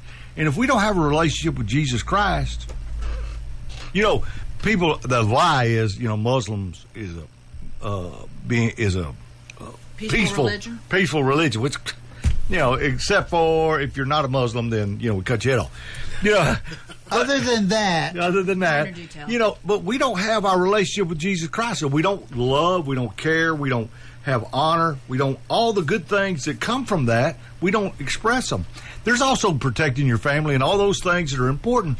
But the first thing we got to do, teach our young men to be men, our young women to be women, and to be kind and understanding and helpful and be servants. But we don't do that anymore, so then we get all these other problems with everything else. And they end up in your courtroom. That's right. Let me go find out what the Rockville PD is. Okay. Look at this. You're talking about Jesus, king. Well, let's talk about this. Trump says, I'm no king. I'm working my rear end off. In response to Democrat leadership openly calling for civil war and the murder of ICE officers. What do you think? Do you think Trump is acting like a king? No, he's got the New York ego. Okay, fine, whatever. That's his style. If you've never been to New York and you don't get the New York thing, I know you get it. He's flamboyant. I get it. He's flamboyant. This is who he is. This is always who he's been. He's not. He's no king. But you know, and speaking of ICE agents. What do you think about this ICE locator website? Those people should be arrested immediately. That's treason. Despicable. Yeah. You know that, right? That's treason. You're actively working against the faction of the federal government. That is treason. And if these people don't get removed, arrested, and indicted, then I have nothing more to say about it. It appears that it's going to have to be civil war, and I'm sorry, you had your chance, it didn't work, and now things are going to get wet. Okay. We don't want that. No, I don't. But I also quote Benjamin Franklin, if there should be trouble, let it be in my time that my children may live in peace. Well, that's true. If there is trouble, I've been training all my life, but let's do the diplomatic process first until there's absolutely no other way, and I think we have ways to go. I think that's what we're doing. And did you happen to watch the interview with, it was a while ago, I think, with Brett Baer and Pritzker, the governor of Illinois? I don't know if you saw that. I did not see it, but so, that guy... I was impressed that he came on Because Brett Baer's with Fox News, but and I'm not like a huge fan of his, but he's a straight shooter. Wait, who are we talking about? Brett Baer. Oh, okay. I thought you were talking about Pritzker. I was saying, no way. No. But he's a straight shooter, and he's not flamboyant and given to emotional displays and this and that. So I think that's probably partly why Pritzker came on. But they were talking about ICE specifically, and he was going on and on. Pritzker was going on and on about how Trump is. Sending ICE in, and this is illegal, and he shouldn't be doing that, and National Guard, and all these other things. And it was very interesting to listen to him just as a politician. Do you need to get over here? It was interesting. I answer the phone again. It was just interesting to listen to him as a politician and how expertly he was dodging all these questions that Brett Baer was asking him about ICE, and some of the prior clips he had played that Pritzker had said that ICE was no good and we need to get them out and they're disruptive and they're yanking the nannies out of the daycare and the National Guard, and that yes. he's doing the White House because he doesn't want to leave. I mean, why do you push that when you know it's a lie? It's a good question. And this begs the question. Pritzker saying that it's illegal for Trump to bring in federal officers to protect federal officers and facilities. Was he ignorant of the law, or was he intentionally lying? When did it become okay to break the law and do wrong things and hurt people? When did it be okay to if I need a new TV, I'm going to California. I can get me a good one, but I could not go to jail. Just go into Walmart and say, I want that one right there. Just go and put it in the pickup. He was also asked if he would like. He was also asked if he would like a ride along with them, and he turned him down. He ignored it. He ignored it completely. He ignored that question. All right, look, since we're talking about Pritzker, here's a headline. I'm not undercutting integrity of election by saying Trump will steal it. Trump is doing it by sending troops into our cities. The majority of the people in those cities are loving what he's doing because they want to be able to walk down the street in peace. Store owners want to be able to do business without getting robbed. And the ones that are protesting are probably they're not from flown there, for in, one thing. drove in, and paid for. Well, and it's just like these lying racists that say, if you demand voter ID, that's going to keep black people from voting. Because they don't have ID? Yeah, they don't get ID. I had a guy in court this week that had multiple DWLIs, driving with license invalid. You know why he had an invalid license? Because he had so many tickets, he couldn't pay them, and they took his license. That's from him. Oh, and I guess he can't vote because he ain't got no license. Did I miss anything on that? Yeah, that's what I'm talking about. Yeah, I didn't realize that was the article pertaining to that. Oh, okay. Yeah, that's it. So what else can I pull from this? One of the things that we have decided that it's okay to break the law. Now, if you're a conservative, we can't be breaking no laws. We got to be down the straight and narrow. Pritzker, or if Pritzker you're a also senator says, or a congressman. Yeah.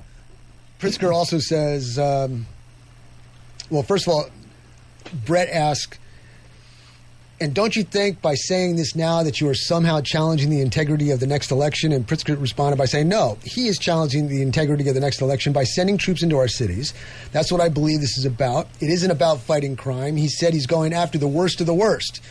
That is not what they're doing. They're literally going after black, brown people because of the color of their skin. Oh, my gosh. And give me a break. Yeah, sack of stuff. It's just like in court when one attorney says, so was that what you were thinking about when you killed her? And the other attorney says, I object. And the other attorney says, I retract it. Yeah, now it's you retract it. Everybody heard it. Everybody heard it. The interview was actually a master demonstration in a politician not accepting the premise of the question and how to deflect and just talk about what you want from that perspective. Wow, that guy did great, but it's crap. The whole what's really going on there. At least Trump will go, I'm not going there right now. I'm not going to go there. And when he does give you an answer, it's straight. You know why Maduro doesn't do anything? Because he doesn't want to F around with the United States. Right, you don't want F-A-F-O. That's quick and to the point. If that's Jason, would you escort him? He's got a back problem. We want to take care of him. Come on, Jason. All right. And then Megyn Kelly, she goes on an explicit rant against vile No Kings leftists mocking Charlie Kirk's death. In the recent episode, Kelly blasted the vile demonstrators who explicitly mocked Kirk taking aim at one woman who held a Mexican flag while gesturing to shooting herself in the neck and appearing to mouth the word bang as a counter-protester drove by with Charlie Kirk flag. This woman is a pig, she said. She's an effing vile pig. She's a disgusting excuse for a human being. Kelly fumed, going on to note that the woman was later discovered to be a Chicago elementary school teacher. Whoever you are, madam, go after yourself. I missed that part. Wow, an elementary school teacher. I watched it, and she was fired up, man. That's the nice thing about not being on radio when you do that. Yes. You can say what you want. Yep. I'm wearing a T-shirt. Well, that's nice of you. Didn't say, I'm not going to say it, but you can read it. Yeah, let's see. In the studio with me, Jason. How you doing, buddy? I'm doing incredible, man. Yeah. Are you sure? That's why you're sitting down here. How's your back doing? Well, I didn't say good or bad. I said incredible. Okay. Incredibly bad, incredibly good. It's one of the two. I've introduced you already. We're going to talk more after the top of the hour, but who are you? What do you do? Where are you at real quick? Jason Escoto. I'm the president at Caliber Metal here in Cameron. We do metal roll forming for roofing, and we also do steel buildings, barnuminium, stuff like that from a supplier standpoint. We are located at 106 South Washington, just down from the city square. And I like the flyer, covering the community. We'll explain that in a little bit after the top of the hour break. So we've got a lot going on. How much time? I got 1 minute left? All right. Let me, I'll tell you what. You got your quote? Get your quote ready. I'm going to do the word of the day again. Meme is the word of the day. Give me a call, put it in a sentence. The quote of the day. Be without fear in the face of your enemies. Be brave and upright, that God may love thee. Speak the truth always, even if it leads to your death. Safeguard the helpless and do no wrong. That is your oath. And that is so you remember it. Rise a knight and Baron of Ibelin. You really hurt the ones you love. I'll tell you what, Billy Ray, do your trivia and then take us out. All right. Who holds the record for the most expensive thing ever?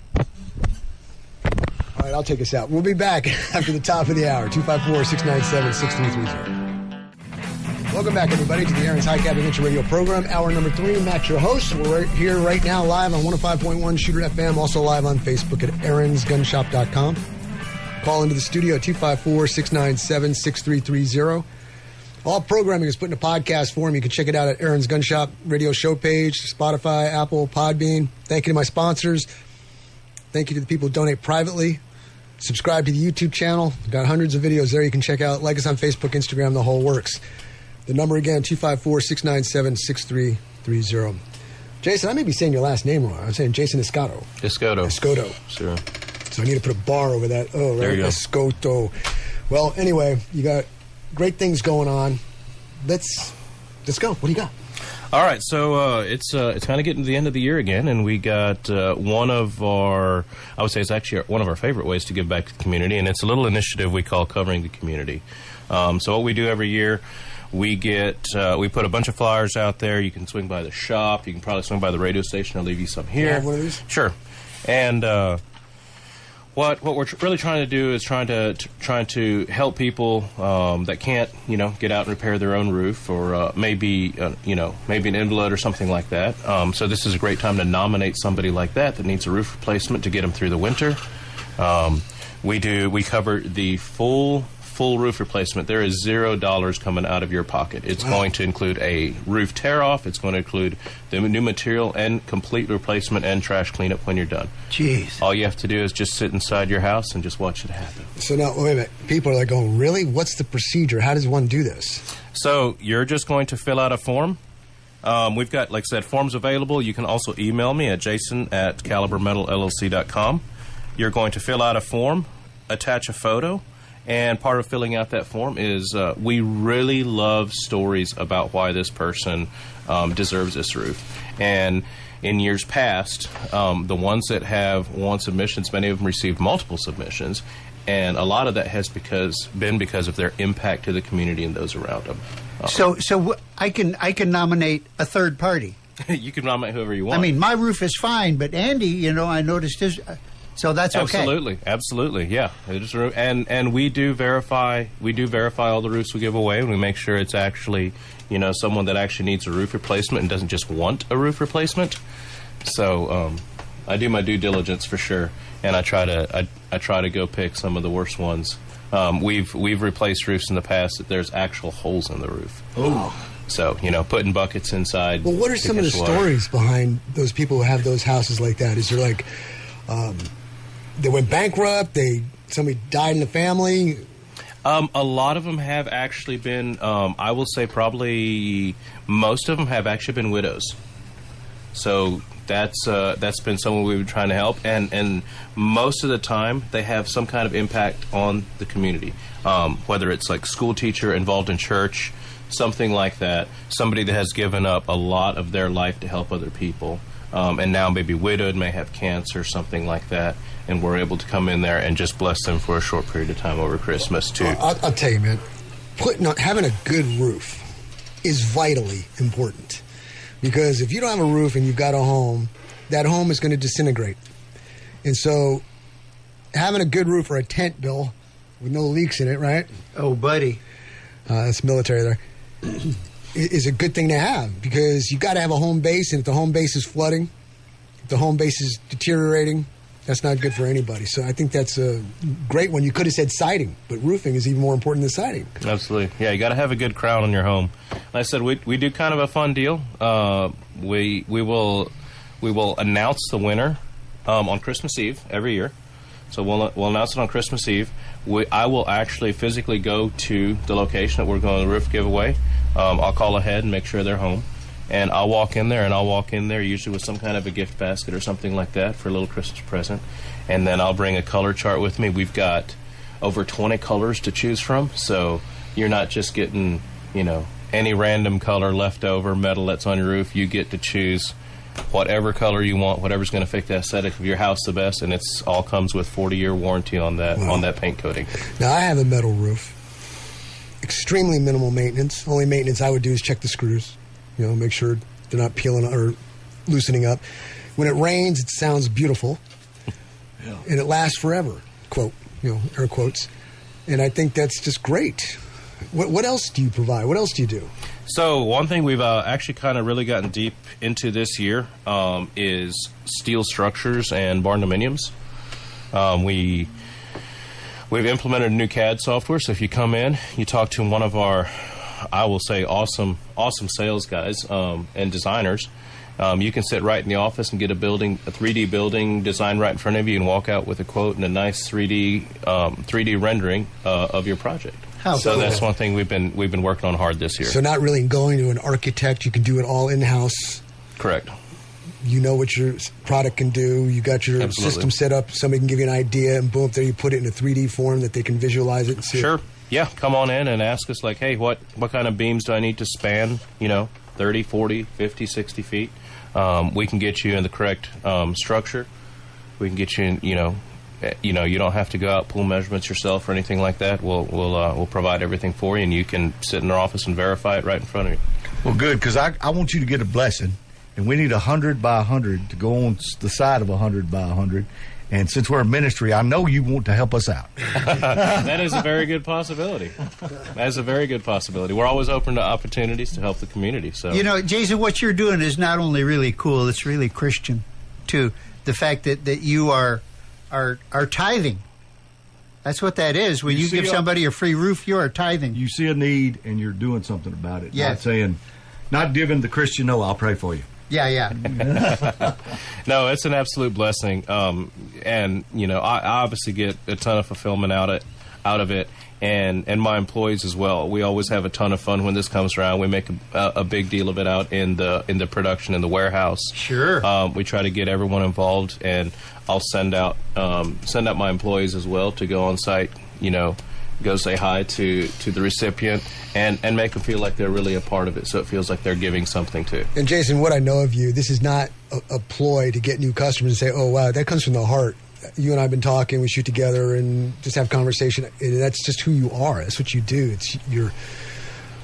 That's your way. So it's very cool. I applaud you on that. Even though you're in metal, is it still economical? Because I know metal prices go up, right? Yeah, they fluctuate a little bit. I will say it's economical, and obviously I'm going to recommend metal over almost anything. So long-term value is another thing you have to kind of figure in. If it is higher, there may be a higher upfront cost at times, but then the longevity you're going to get out of it is going to be unmatched. No termites. Nothing. You don't have to worry about it. I mean, if you would even want to go upgrade and go with like a concealed fastener roof, that's going to give you even more benefits. Oh, my goodness. So if they go to your website, what will they see there? They'll see pretty much a full range of our products. I would also encourage you to go to the back of our webpage in our About section, and you will see our mission statement and our core values, and you can get a good idea from there of why we do what we do. Okay, now I think I asked you this before, but the different types of products. I know you got roofing and you got I-beams, but what else do you have? Strap, angle. I've got pretty much a full range of anything structural steel. It's going to be I-beams, purlin. It's going to be base angle. It's going to be angle. Some angle irons. I don't carry a lot of them, but like with steel, I can get almost anything for you. You just have to ask. But I do carry quite a bit of stuff on hand. So if you've got a little project, a little carport, a little porch you need to build or something like that, you can stop by. Chances are you can drive out of our yard with your material. What if there's situations where it's like the regular product just isn't going to work? It needs to be modified. And instead of doing it on site, can specific dimensions be given and that be made at your facility? Yeah, so that really pertains to like my concealed fastener roofing. I actually roll that on site with mobile units, and I'll have one of my guys on site rolling that. If there's custom flashings that need to be made or anything like that, he'll just relay that to our production, and we can do pretty much any kind of custom flashing you need for a unique roof or a situation or something like that. So if you're rolling it, that means you can make it essentially seamless. Yeah, so it is. Pretty much every roof we do is seamless from eave to ridge. So it's going to be one piece. We're not going to be splicing stuff. And then just on the overlaps, I've got two kind of styles of roofing. I have an exposed fastener roofing, like kind of the traditional way. You're going to put screws penetrate through the metal. Whereas my concealed fastener system, that's all going to be either on a nail strip or a clip system on the underside of the panel. The following panel is going to cover those screws, so there will be no penetrations through. That's the way to go. Having a metal roof with screws all over the place. What you just said is like, if I could do it all over again, that's what I would do, because you got to worry about the screws. But if they're being concealed like that, it helps prevent. It's just one more level of protection. Yeah. That's impressive. That's really impressive. All right, so the other side of you, I don't know if you want to talk about this. Sure, go ahead. You're an avid shooter, right? I am. Didn't you go on a couple of escapades of shooting somewhere and you didn't bring me? Yeah. So I do quite a bit of like competitive long range shooting, and I do. That's why, because I can't see past my nose. There you go. Yeah. So I do a lot of PRS shooting in the local region and in Texas mostly. How good are you? He's modest, man. He's modest. No, tell the truth. Which one? I'm probably top third. There you go. I'm in the top third normally, and then I also do. You shoot a handgun. You shoot pretty darn good. So. I'm a little better with a rifle. Well, I'll be covering your six when you're taking the long shots. How's that? Yeah. All right, we're fixing to take a break. Jason, go ahead. Stay with us for a while, but we'll finish up this segment by telling everybody how they can get a hold of you again. Sure. And before the end of the show, we'll be talking about this too. Sure. You can call the office for more information at 254-605-4110. Or you can email me at jason@calibermetalllc.com, or Google us, find us on Facebook, on Instagram, and you will see this info on there as well. Fantastic. We'll be back in 3 minutes. Welcome back, everybody, to the Aaron's High Cap Adventure Radio program. Matt, your host. The number 254-697-6330. If you got a question or answers and want to put the word of the day into a sentence, I'm not going to do it anymore. So if you need to know, you can look back on what we talked about. But I want to go over a couple more articles. I've got Jason Escoto here from Caliber Metal, Billy Ray, the Ditch Doctor, Bill Huffman, Judge Andy Isaacs. Kristine had to leave, and me. Which is too bad, because she was far and away the cutest and smartest person. That's not even. Hey, man, with the 5 people we got in here right now, it don't take much. Are you saying it's a low bar, Judge? It ain't. I'm talking about on the ground. Well, she's not going to appreciate that. Well, she is pretty much a knockout. and we're all pretty much ugly. I know, and that woman is pushing 40, and she just don't look it.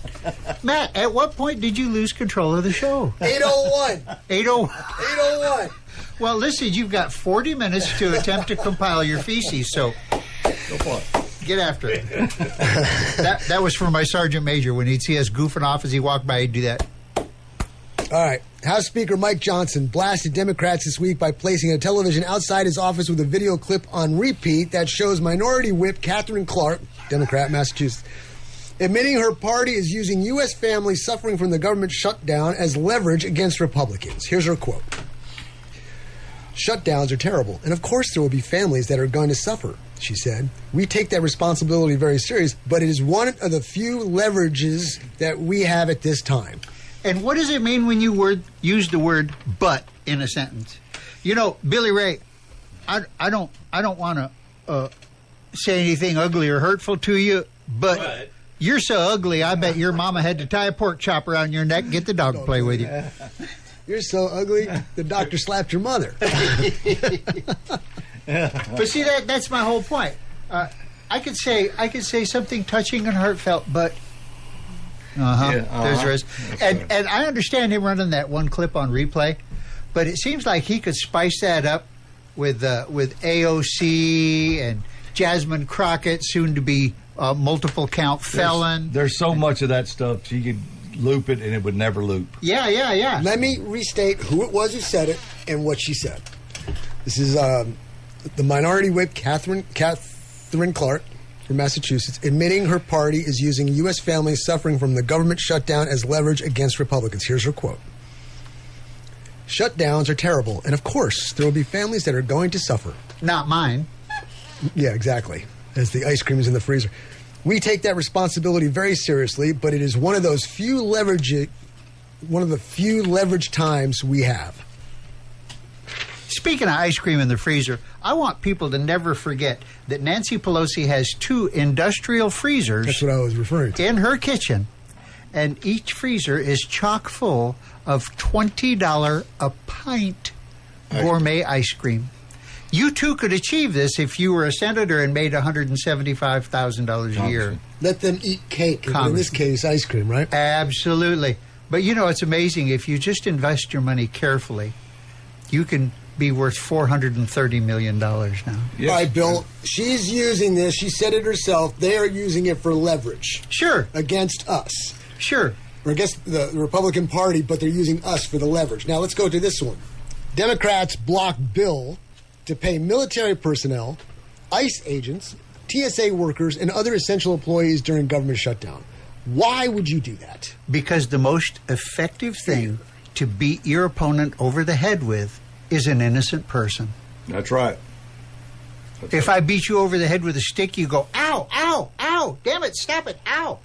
But if I pick up a child and beat you over the head with the child, I may not be hurting you, but I'm breaking your heart. You say, I've got to make this stop. I can't have these innocents being abused. You know, like I this. promise you, this shutdown will not go on past December 31st. Because the IRS has got to have its people back in there to collect the taxes. So I promise you, they're coming back. It'll be done by then. Let me set this up here.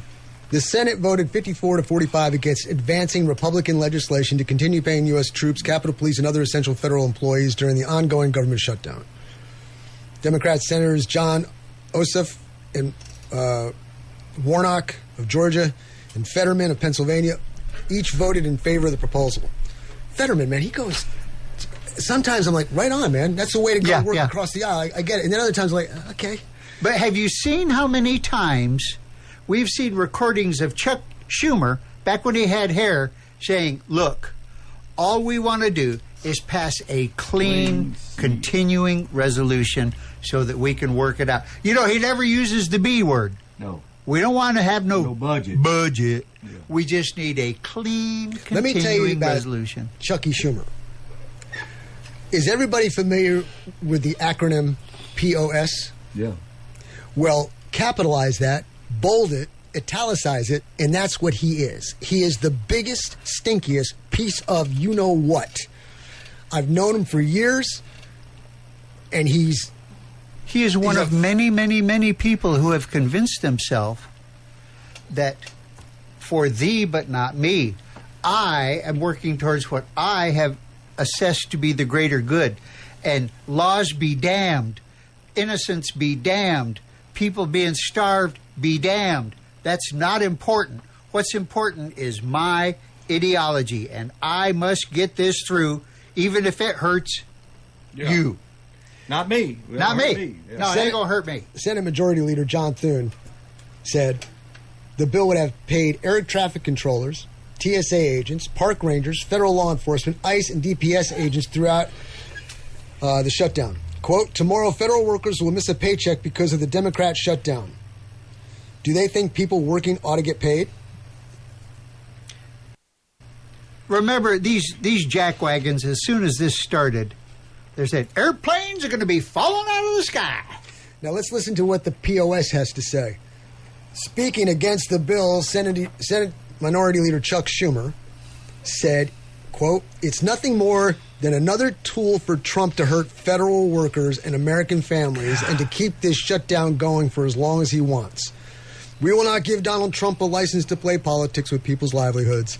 That's why we oppose this. And you know what I think is hilarious is during this time, Trump is not sitting back on his haunches.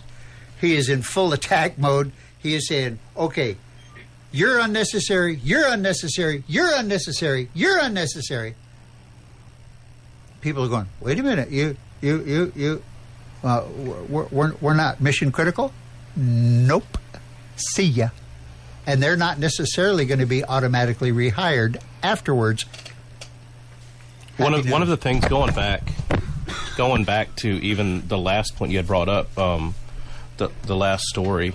I'm still thinking about this. One of the few points of leverages we have left. That's telling me it is working. The people are speaking. We are doing the correct things. When you are getting down to that last few leverage points, they're going to be really painful. You just got to hold on just a little bit longer and keep fighting the fight. It's a very good observation. Old military saying, buddy, when you're catching flack, you're over the target. Withhold their paycheck. Withhold their paycheck? Yeah. Oh, yeah. Well, it's written in the law that theirs can't be withheld. Oh, and come on, how bad are you going to hurt somebody by withholding their monthly paycheck? They still have that insider trading money coming. A paltry $40,000 or $50,000. And freeze all their accounts. Now, I didn't say that in defense. There I'm just saying you go. They wrote that in the law so that they get paid no matter what happens. This is what happens when you let the lawmakers make laws for themselves. Let me ask this.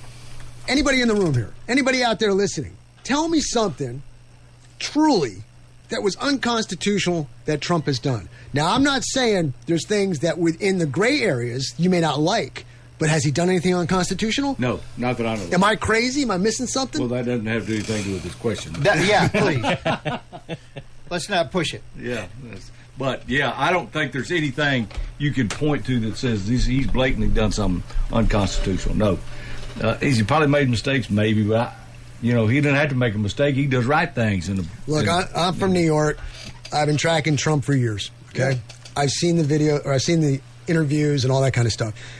Oprah's, the Rona Barrett's, all that kind of stuff. I said this time and time again. What he said then is what he's saying now. How he loves this country then, he loves it now. When he hugged the flag that one time, he wasn't messing around. He's like me. I look at the flag, I go, what a beautiful instrument to show people, to make people reflect on what a great country this is. It's a great country. And that is why I fight to inform people when they're stepping out of bounds. Because if we go out of bounds and nobody stops it, we're going to just go to the pits of history, and it's going to be over. Exactly right. That's my fear about a civil war.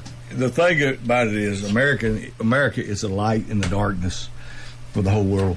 If we go dark, the world goes dark. And if we don't stop this, that's where we're at. And once again, it comes back to this question. How do we turn it around? We're doing it with prayer. We're doing it, unfortunately, with some assassinations. It's a wake-up call. We get to hear people like this quoting how, like Jason was saying, that's all they got left. make people aware of that. But we've got to get the mindset. We've got to get the thought process of who you are as an American. Look in the mirror. You're an American. If you don't like it, get out. Or if you don't like it, according to the Constitution, do what it takes to get the laws changed, and I'll be obedient to the laws. But the first thing I did, there's 3 of us in here I know, swore an oath to that Constitution to defend it. That's right. Me too. I mean, I know it's a little different than what we were doing, but Still oath. And once you take that oath, it doesn't really end. It continues. We're going to take a break. Be back with True Stories of Self-Defense.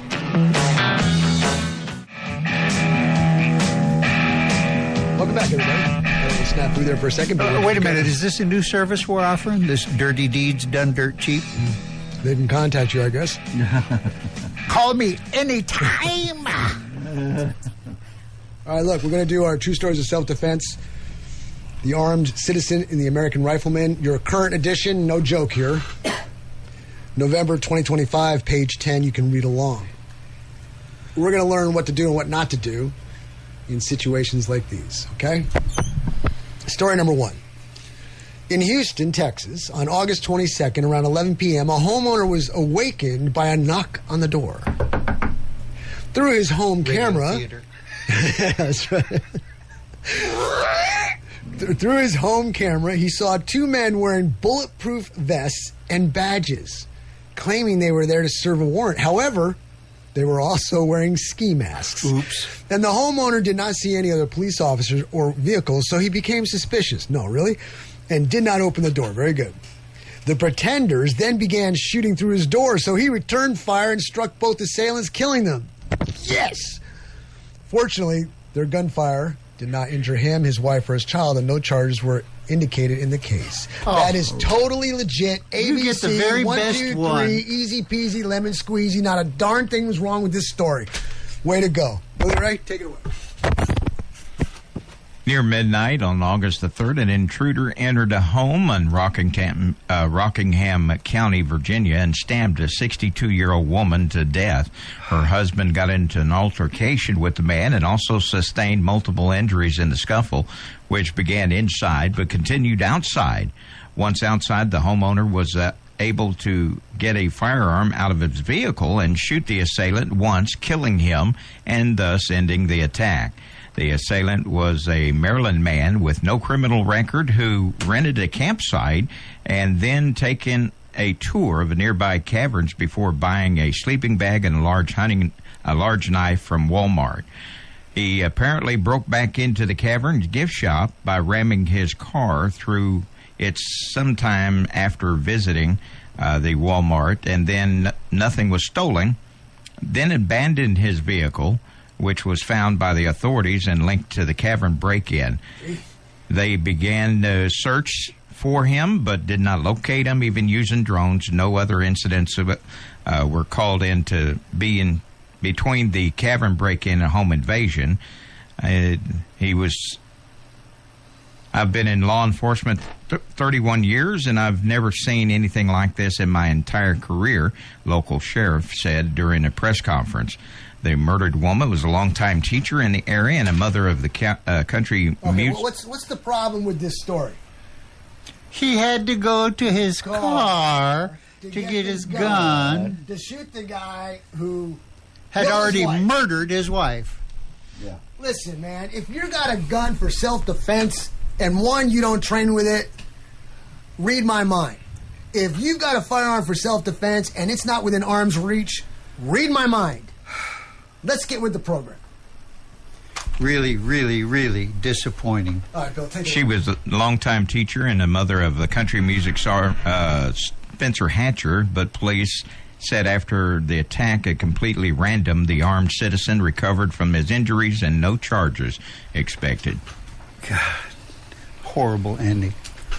On the evening of September 6th in Dania Beach, Florida, a man was allegedly robbed at gunpoint in the parking lot of a gas station. The suspected robber then entered the station and robbed the clerk as well. When he returned outside, he reportedly began to run at the man who he'd previously robbed, and this time the victim shot him and then attempted to hold him at gunpoint. As he did so, a third man allegedly attempted to run over the armed citizen, so he jumped out of the way and shot at the driver. Responding police had both suspects transported to the hospital for treatment, where the driver died of his wounds. Police briefly detained the armed citizen, and the investigation was ongoing. This is a C. It's a C minus. C minus incident.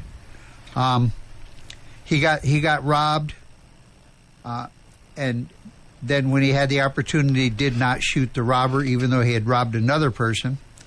And then when the guy attempted to run him over, he was ineffective in ceasing that person. So C minus. I mean, the road to hell is paved with good intentions. That's all you get.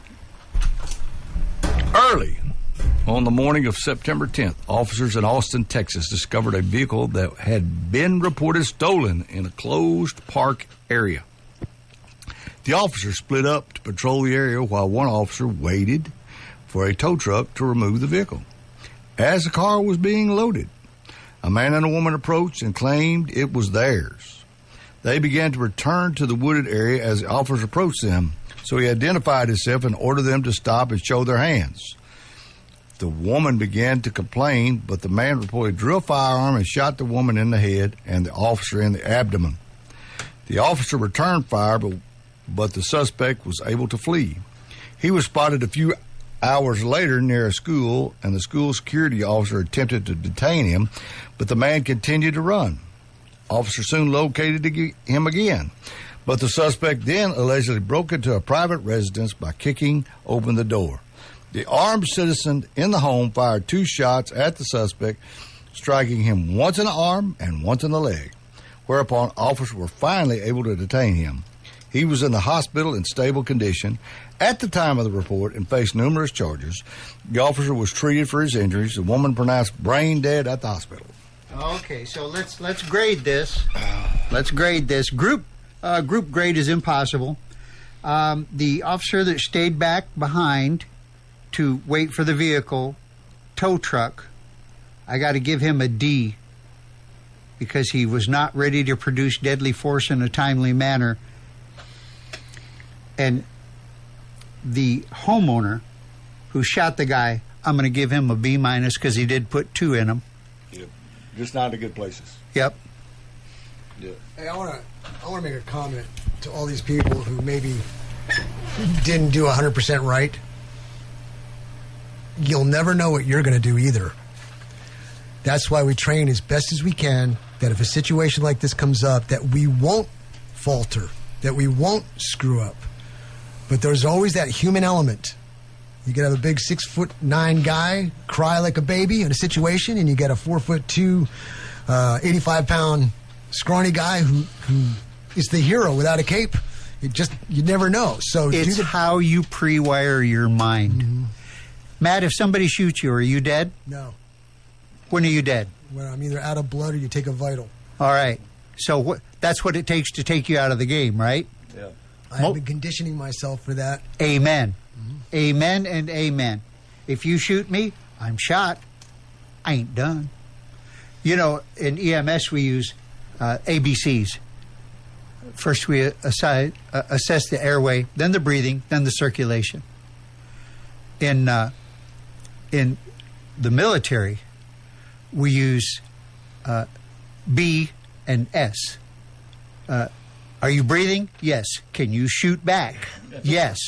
And that's why we wear grab straps on the back of our packs now, because the medic is going to grab you and run. You're going to cover his 6. I remember my football coach. He'd go, tape it up, walk it off, tape it up, tourniquet it, walk it off. My drill sergeant, rub dirt on it and walk it out. Jason. All right. Give us our last story here. An elderly man was at a home in Cherokee Village, Arkansas on September 10th when an intruder broke through his sliding glass door. The homeowner had been expecting his wife to return from church and initially thought she'd made the noise, but heard a man speaking, so he retrieved a firearm and backed himself into the corner of his bedroom. The intruder began approaching the homeowner anyway and disregarding orders to stop, so the armed citizen shot and killed him. The investigation was still ongoing, but the intruder was identified as a man who had been released from a detention center earlier the same day. One question. Well, first of all, does anybody have any challenge with this story? Absolutely not. No. This was actually almost ideal situation. He actually backed up in a corner. In what corner? And was able, in the corner of his bedroom. In the corner of his bedroom, which is in his house, right, which the intruder invaded. I'm going on multiple levels. And I'm going full force frontal. That's absolutely. That's it, man. And the other important part of this story is there was only one story to be told. That's right. Because the dead guy ain't got one. I'll tell you a story when we go to commercial. Released from a detention center earlier that day. Now, obviously, we don't know. So not fully rehabilitated. Ladies and gentlemen, there's a few instances where there's no questions. There's no debate. There's no hesitations. If somebody's in your house threatening you, you're good to go. Okay? Now, if you can maintain control of the situation without firing a shot, more to you. Give you a double star for that one. But that person put themselves in the position, not you. Amen. And so it's their fault as to what repercussions will await them when they do that. We're going to take a break. When we come back, we'll finish up the show, final segment. See you on the other side. Welcome back, everybody, to the Aaron's High Cap Adventure Radio program. Matt, your host, finishing up the show. The final segment here, the number 254-697-6330. And I've got headlines I want to read. And, Jason, you're still here. Before we go, I want you to talk about this covering the community thing one more time before we get off the air. So, Billy Ray, give me like a 2-minute warning so I know what's going on. Let me go over some headlines and see what you all have to say. NATO's Secretary General, quote, "I'd argue we've never had better relations with the U.S. thanks to President Trump getting people to pay." What's he talking about? Countries NATO. NATO countries were not paying their fair share, what they were supposed to keep arms and their things. Yeah, they're supposed to pay 2% of their GDP, and they weren't paying that. So Trump went back and said, you know what? Nah, don't pay 2% of your GDP. We want 5%. That's right. So the Secretary General goes, "I would argue it has never been better thanks to President Trump, because I know from President Trump 45, when I was still Prime Minister, he was totally committed to NATO, but he was irritated by the fact that Europeans and the Canadians were not paying the same as the Americans. At the NATO summit what the hell is that? I can't read it. Anyway, President Trump, I lost my place. Sorry, people. Live radio. We collectively decided to move 5%, including 3.5% spent on the core defense spending that equalizes what the Europeans and Canada are doing with the United States is spending. So since Eisenhower, over 70 years, this has been a big pebble in the shoe, a big irritant in the relationship with NATO. President Trump, I think, had one of his biggest foreign policy successes at the NATO summit, convincing the other 31 to collectively move to this 5%. And you see it today, the Europeans stepping up when it comes to the weapons into Ukraine, buying from America when it comes to coming together, discussing whatever they can do in terms of security assurances for Ukraine post the ceasefire and peace deal. This is all evidence Europeans are stepping up to President Trump's leadership. Why do I read this? Because President Trump is the only guy in the current history who gets stuff done. You don't like it because you're so used to status quo, and all of a sudden he's stepping on people's toes. For who? Who's he doing it for? He's doing it for us. It's like if I'm sitting in your living room and I go, Matt, you know you owe me $10, right? And you say, oh, yeah. I said, well, Matt, are you going to pay me? Well, sure, I'm going to pay you. Isn't that your checkbook right there? Yeah, it sure is. Well, you know. I'm not allowed to write checks. I don't have a pen. Yeah. It's not my account. Right, right. I'm going to pay you on account of I ain't got no money. But politicians, the only thing they do effectively, two things. Number one is lie, and number two is get elected, re-elected. That's all that's important.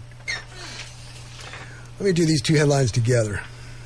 You can read one word from back. That'll get really confusing. In federal agent. No, it doesn't work. Operation Chalkline. FBI SWAT teams storm Wisconsin in massive cartel gang bust. And the other headline, Trump's war against narco-terrorists at sea expands to the Pacific Ocean. You've heard all the news about us blowing up boats. I think it's 8 now, right? Mm-hmm. Here we are. Submarine. What kind of message is he putting out there for those guys? Playtime's over, kids. Yeah. I don't want to drive the boat. I don't want to be in this boat. Playtime's over and FAFO. And he says that now this has been so successful by sea that the same method of interdiction is going to be used by land and air. So, coyotes, if you're thinking about smuggling people across the board, what a lucrative business. Listen here, Mexican Matt, I will smuggle you across the border to the United States. See? You have to pay me $10,000. Oh. And I need you to wear this backpack with 10 kilos of my product, whatever that might be. And when you get to the other side, you surrender that product to my brother Luis, and then you can start paying me back. Right. Have you seen people who are on these drugs that are bent over? They look like zombies. Yeah. Yeah. The fentanyl? Yeah. So when you have these narco-terrorists bringing in this product that will cause my fellow citizen stupidly to get in this position, we're going to eliminate that threat. And I totally in favor, stand up and salute. And all of you who are crying, moaning, and complaining about it, you just need to suck it up. This country has borders. The executive branch is meant there to protect this country, both inside and out. And Trump is doing a fantastic job in leaving a message of, hey, FAFO. I heard a great argument against drug interdiction. Look, if you cut off the supply of drugs to the street, some of these people are going to die in withdrawal. Oh, my goodness. So you'd rather them keep going and die that way instead?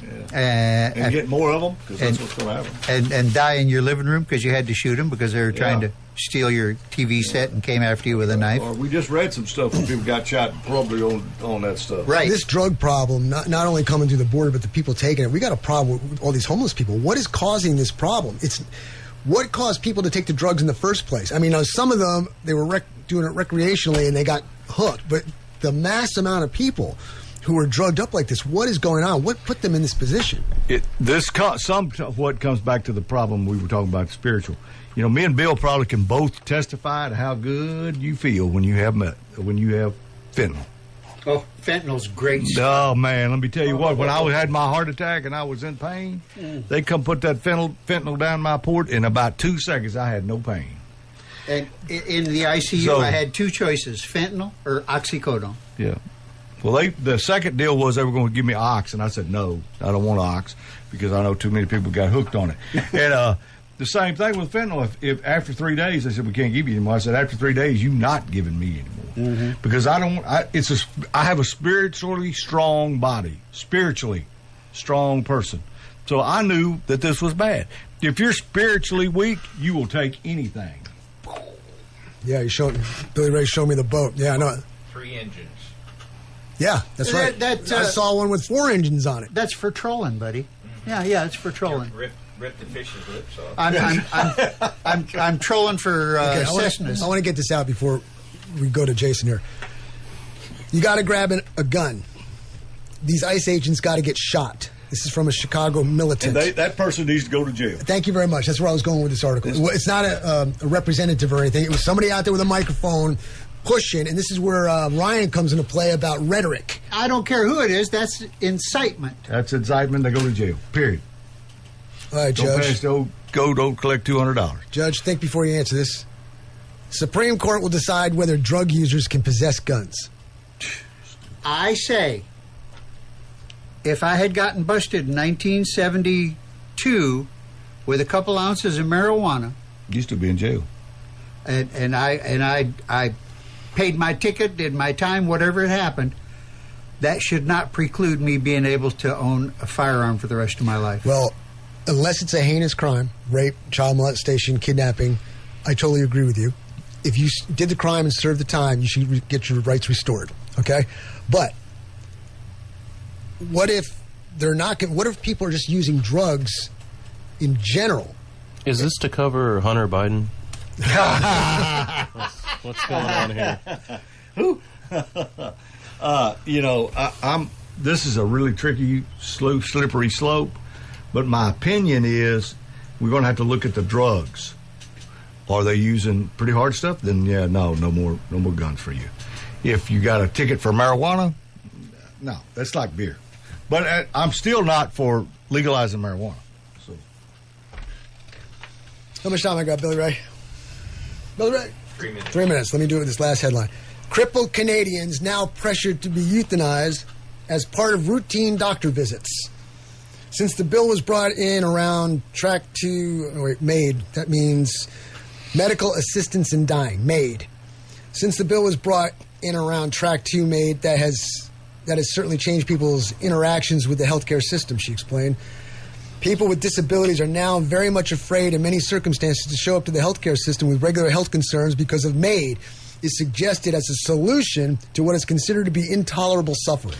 Matt, since this was passed, assisted suicide has jumped up to the number 2 cause of death in Canada. It's crazy.